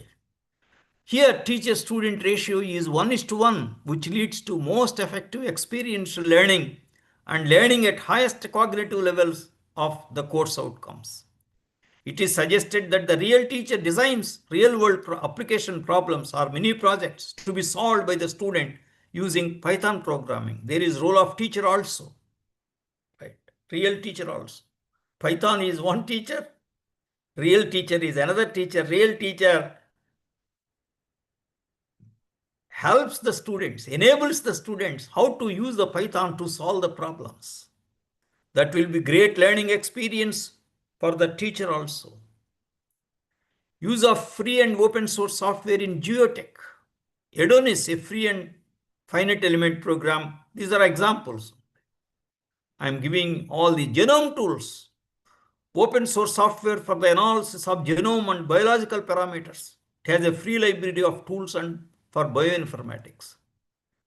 Working with BioPython for molecular biology. BioPython provides the set of tools and libraries for the analysis of and computation of biological structures. It is available for free and open source distribution and is promoted by the Open Bioinformatics Foundation, OBF. It can parse the files of bioinformatics into data structures that can be processed by Python code. Free and open source tools for blind students. This OER movement in the form of free and open source tools for blind students enables the blind students to have in-depth learning at par with the other healthy students, with other enabled students.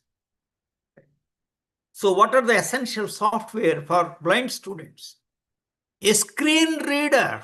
This is one example. There are many examples. A screen reader is one example. A screen reader is an essential piece of software for a blind or visually impaired person. Simply put, a screen reader transmits whatever text is displayed on the computer screen into a form that a visually impaired person can process, usually tactile, that is means by touch, auditory, by listening, or a combination of both. It will convert itself, the software, whatever text, into auditory form, or by touching it, the blind students can understand the subject. That is the functioning of screen reader. Whilst most screen readers work by having a synthetic voice that reads text aloud, others can also communicate data via a refreshable Braille display. You can combine. Some screen readers make use of the Braille display also. Such screen readers allow visually impaired users to use their fingers to read the text that is displayed on the screen. But while screen reading software can be affordable, such hardware is usually expensive. That hardware must be provided by the colleges. Right? Software is freely available. Free software makes universal access to a reality. Many people could not afford the expensive price tag associated with some of the more sophisticated screen readers. Luckily for them, there are several screen reading software that are completely free. The following is a list of a few screen readers that one can download. I'm not going to read the list because you can go through the PPT. I have already shared my PPT with Professor Mohammad Atik. He will share with you after my lecture is delivered. Otherwise, you can request him to share with the PPT. So NVDE Windows, I'm not going into the details. Serotic System Access, Windows again. Web Anywhere, Spoken Web, etc. So far, I have discussed so many types of OERs, including free and open source software. Right? But only thing is, you have to appropriately make use of the best use of the OER. That is important, sir. There is the wisdom of teacher, right? Time and effort spent by the teacher, very important, sir, in appropriately making use of the OER. It's not mechanically you use the OER. It's a creative process, sir. Now, I will discuss how to make your own OER. Simple way of making your own OER and making it available for your students and also others. For example, video. This is how I have made my first OER. I have created my first OER in 2016. It was an interesting experience. In 2016, by the time I got retired from my position as professor at NIT Warangal, there was a program organized by Spoken Tutorial of IIT Bombay on online and blended learning. So I participated. It was a 12-week program. Though it was a 12-week, mostly Saturdays and Sundays, there used to be video lectures. And the rest of the time, they used to give us assignments to be uploaded on the learning management system used by them, right? They have used learning management system.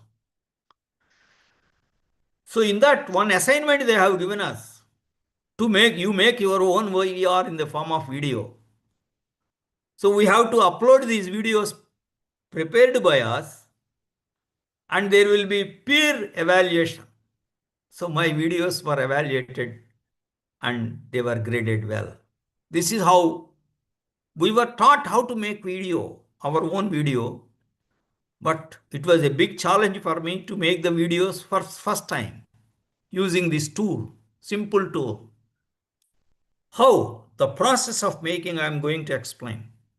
The video title is Corrosion due to differential aeration cells. That was the video title. B.V. Apparao. The link is given below. It is available in YouTube. By now there are around 5,000, nearly 5,000 users, students and teachers who learn chemistry. This is a new OER in chemistry used by students of first BTech and the faculty teaching chemistry in first BTech. How did I develop the OER, this OER? What is the process? The first step is content preparation. Content preparation. That is the first step. Using the diagrams, photographs. Look at this, sir. Using the diagrams, photographs, and script embedded in the form of a PPT, PowerPoint presentation. That was the first step. Right? That was relatively easy for me because I have been teaching this course for quite a long time. Then, second step is I used ScreenPal. Please note down this ScreenPal, SCREENPAL, ScreenPal tool. That is the free tool available in the internet. Free tool for recording the video with PPT and my explanation. Audio and video, both simultaneously. So that PPT will be visible and my audio explanation also will be visible.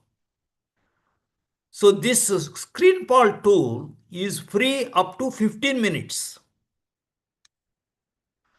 Above 15 minutes means there is a price tag. Then what I should do? I should put it in this video in YouTube. In order to prepare this video, I have made 5 rehearsals. First video, I have made 5 rehearsals. Then I thought, no, it is fine. Right? Then I published in the video. It was very useful for both teachers and students. That is how you can make your own video. Please note down, there is an option there in ScreenPal, video and camera, both camera and audio both. You click that option so that you will also be visible there. Your PPT will be visible. At the bottom, you will also be visible in a small photograph. Your picture is also visible at the bottom, right-hand side bottom, along with PPT. But PPT you use 28 font size, right? Not less than 28, so that it is very clear. and spacing, good spacing from one line to the other line, so that it is very clear to the audience. And you explain very slowly. Your pace of explanation is very, very important. And then modulation is also very important. There should not be monotony. The voice modulation is important. You should have many rehearsals before you publish it. So now I have discussed, okay, you have developed OER. Then whatever OER, I have given you so many, about 15 different kinds of OER you have developed. Then you can publish it. One way of publishing is using Creative Commons licenses. Creative Commons licenses for the open educational resources. This is the website for that, www.creative-commons.org. That is the website of that license. So what is this Creative Commons? It is a non-profit organization that helps overcome legal obstacles to the sharing of knowledge and creativity to address the world's pressing challenges. Instead of if you license it under copyright, then it is not free and open.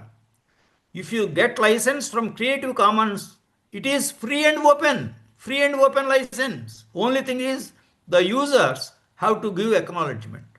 So there is a lot of content in Wikipedia, Wikimedia.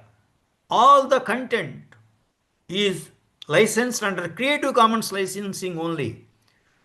Any article you see there, it will be mentioned there, Creative Commons license version 4.0, share alike, something like that. Okay. So this organization provides Creative Commons license and public domain tools, right? So which kind of works can be licensed under Creative Commons license? Blog posts, photos, pictures, images, drawings, etc. Then artworks, literary articles, scientific articles, open education content, videos, audios, all these can be licensed under Creative Commons license. Which cannot be licensed under Creative Commons license? Patents cannot be licensed. Patents have to be registered under Indian Patent Act. If it is in India, World Patent Act, if you want to register for the entire world.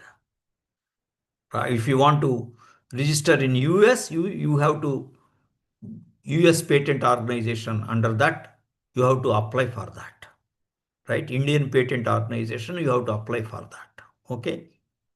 So that means patents are essentially used by industries. They are all technology oriented. So therefore, those are not shared. Those are not licensed. Trademarks, not licensed under Creative Commons license.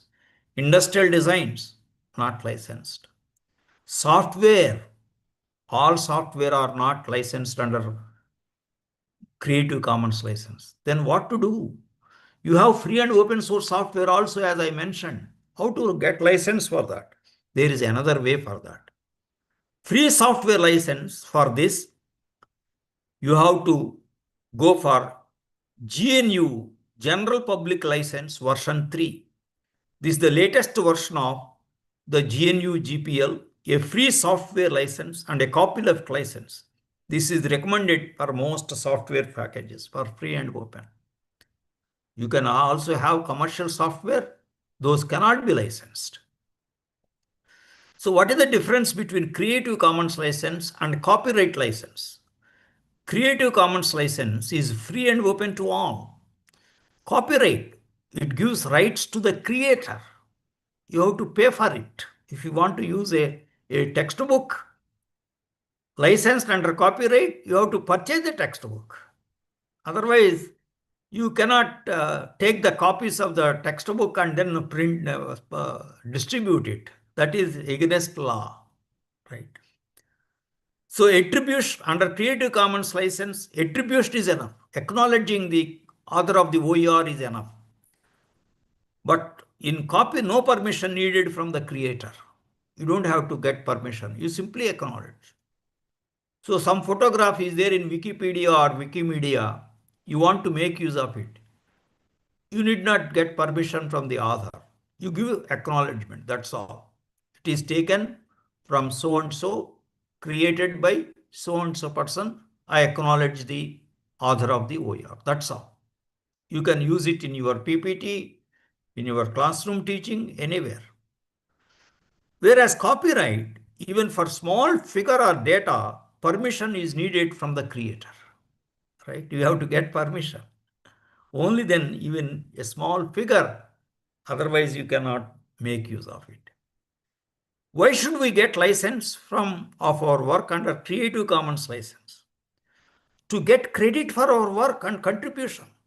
As the user of our work has to give acknowledgement, has to give attribution to the creator of the work, and not allowed to allow somebody to steal our work and register it under copyright. He will get the credit, but it suppresses the copyleft and open education movement. In order to promote open education movement, we have to get licensed under Creative Commons license so that nobody steals it. Or without licensing or anything, if you want to publish your OER, publish it in YouTube, right? Then you don't have no process. Very easy to publish in YouTube. So there are 6 different kinds of OER. These are the symbols used. If this symbol is used, CC means Creative Commons. If this symbol, this person around the circle is used, this means by. If this symbol is used, it means non-commercial. Only symbols are used there when it is published. If this symbol is used is equal to circle, then it means no derives. You cannot modify the OER. If this symbol is used, share alike. Even if you revise the OER, you have to publish under the original OER license only, under the original Creative Commons license only. So these are the symbols: by, non-commercial, no derives, ND, share alike, right?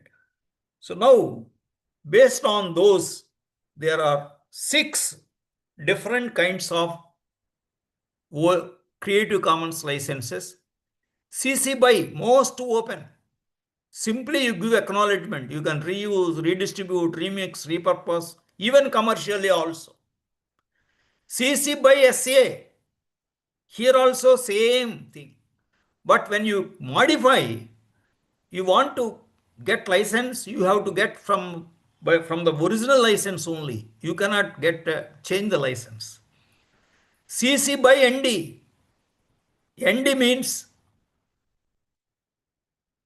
no modification needed, right? ND, once you say ND, no modification, but you can use commercially also. CC BY NC. NC means non-commercial only. CC BY NC SA, non-commercial, share alike. That means under the same license, even the modified OER also. CC BY NC ND, non-commercial, no modification. This is the least open OER license. CC BY is the most open license. In most of the Wikipedia, it is shared under CC BY SA 4.0 version, right? Searching the OERs available under Creative Commons license, this is the website, https ccsearch.creativecommons.org. A new Creative Commons search tool to find out the available free resources for use in the development of MOOCs content. you can get the available OERs along with the Creative Commons license. As per CC license, as per the terms of CC license, you have to make the use of that OER. That is very, very important. Examples of OERs licensed under the Creative Commons license. Video. One example is video on the title, An Introduction to Open Educational Resources by Ebbe Elder, December 13, 2017. It is licensed under CC by 4.0 International License. What are the terms of use of this OER? You have to give credit to the author. Who is the author? Ebbe Elder. So I acknowledge Ebbe Elder for this video. Then you can make use of the video. You can modify the video. You can use the modified video for commercial purposes also. You can use the same video for commercial purposes also. You can get the Creative Commons license of different kind also with the modified video. Very free, open, most open license. It is registered. All the courses, video lectures, assignments, etc. available under MIT OpenCourseware are licensed under the Creative Commons license CC by NC-SA, non-commercial only. The education ecosystem, this is the image licensed under CC by SA. Even if you modify the image, you have to license under the same license. Flickr images, right? CC by ND. So you cannot modify, no derives. Xerophyte plant image by Flickr, CC by NCND. Non-commercial purposes only, no derives, no modification. You can make use of this photo image as it is and only for students. Non-commercial purposes only. You cannot use it and publish in the form in a book, right? Commercial book. Open access textbook you can publish. Example of an article licensed under Creative Commons license. Improving presentation style, published by the Teaching Center, University of Washington and St. Louis. Very good article, sir. You please watch this, download this article, print it and make use of it. I have given the website also. Licensed under the Creative Commons license, non-commercial, no derive, CC by NC, ND.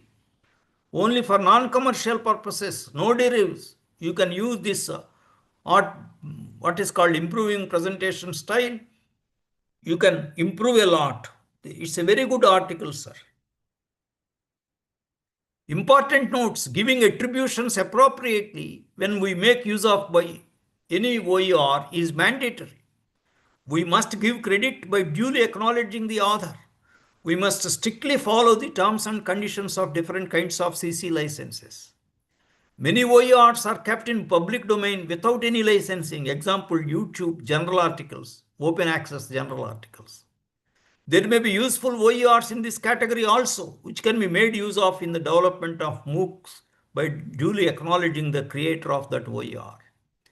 Licensing the OER developed by us. Develop interesting and useful OER, totally original, or by mixing some of the available OERs under CC BY license, preferably to your original work. Then make sure that your work is copyrightable. Make sure that you have rights on the work. Make sure how Creative Commons license operate. Be specific what you are licensing. Make sure that your institution allows you to license your work under CC license. Select your license. This is the website. It will guide you to select your license and ultimately obtain license you sought for. MOOCs courses, OER and Creative Commons license. Any MOOCs course is developed in 4 quadrants model, examples, FAM courses. I have already discussed video lecture, printed matter, downloadable, self-assessment questions, quiz, discussion forum. In all the above, there is role of appropriate use of OERs. Selection of appropriate open educational resources. This is the key in development of MOOCs courses. Besides the creativity in story building on the subject, coherence, language, style, and learner-centric teaching, learning, and assessment methods. Making your own voyards for use by others. Here also a lot of command on depth in the subject knowledge, creativity, and expertise in using a given learning management system and integrating ICT tools play a vital role. List of open educational resources developed by me and published in the YouTube. By now, I have published 80 OERs in the form of videos in YouTube. These are some of the examples. Learning outcomes based curriculum framework, curriculum design in higher education, part 1, part 2, part 3. How to formulate course learning outcomes guidelines. Right, learning outcomes based active learning strategies, part 1 and part 2. Learning outcomes based assessment in higher education. Learning through experience, John Dewey method. How do the students learn? Socratic method of teaching and learning. How do the students learn? A constructivist approach. Rubrics as an assessment tool for lab reports and project works. Teacher-student relationship. How to set good multiple choice questions. Is there really any role of reward and punishment in learning? All these are the OERs, published videos in the form of videos published by me in YouTube. Guidance, counseling, and mentoring of students. Motivation and learning, part 1 and part 2. Bloom's taxonomy of learning levels, part 1, part 2, part 3. Holistic education and secular spirituality. Holistic education, integration of human values, games, sports, and community service. Multidisciplinary, interdisciplinary, and transdisciplinary education. Academic audit and quality assurance in higher education. Open educational resources and Creative Commons licenses, part 1 and part 2. Open educational resources in India. Learning science in school education. So like that, so many examples are there. Mapping of course outcomes with program outcomes, map intuitive learning, calculation of attainment of COs and POs, etc. 80 videos are there. This is the channel link, www.youtube.com/@Professor B.V. Apparao, continuation, no gap. 80 videos published so far, publishing new videos on a continuous basis. Please watch these 3 videos, most important. The most important ways to improve your teaching, artificial intelligence in education, pros and cons, advantages and disadvantages. Knowledge, skills, and attitudes in higher education, right? Conclusion, OER are extremely useful in teaching and learning any course, whether in contact mode or online mode. Learner-centric MOOCs are welcome at all levels of education. These promote learning in higher cognitive levels, higher learning levels, like apply, analyze, evaluate, and create levels. Learner-centric MOOCs, which can make the best use of OERs, are better than the courses in contact mode by poor teachers who demotivate the students and kill their interest in learning. OER, MOOCs, Creative Commons license continue to impact education system at all levels, and the future higher education will be a blend of MOOCs and contact courses. The direction is clear and must be welcome. Thank you very much. Now, this is open for questions. I have finished exactly on time. Thank you, sir. Open Thank for you, sir. Thank you questions. so much. Participants, the forum is open for discussion. If you have any queries or the questions, you can directly ask to Professor Appara.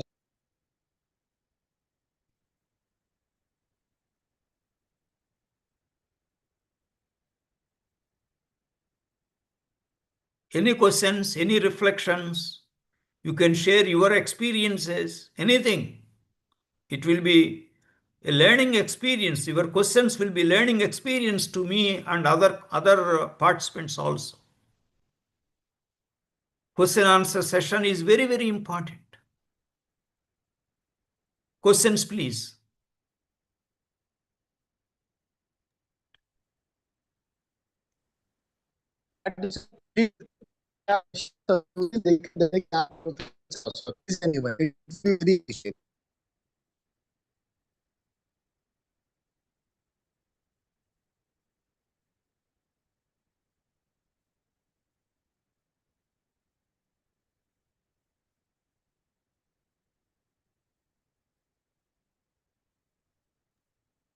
Yes, anyone has any questions or the queries? So I have shared my video with Professor Muhammad Atiq. he will be sharing with you. You go through the PPT again and again. Listening to the lecture once will not give you depth of knowledge. You have to go study the material again and again and then try to have in-depth knowledge. That is very important. Participants, if there are no questions, then you can confirm. We can conclude the session. Please, anyone.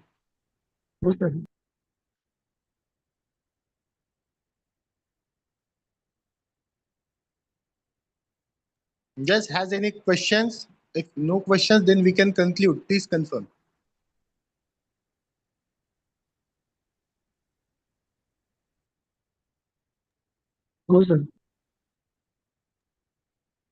Sir, I will share the PPT with all the participants. Oh, Just yes. PPT. Oh, yes. Oh, Yeah. yes. Oh, And if you could permit, sir, I think there are no queries or the questions. So if you could permit, shall we conclude, sir? oh, yes. Oh, yes, sir. Yeah. Oh, yes. So on behalf of the Malviya Mission Teacher Training Center, Sant Gadge Baba, Amravati University, I extend my sincere thanks to Professor Appa Rao sir.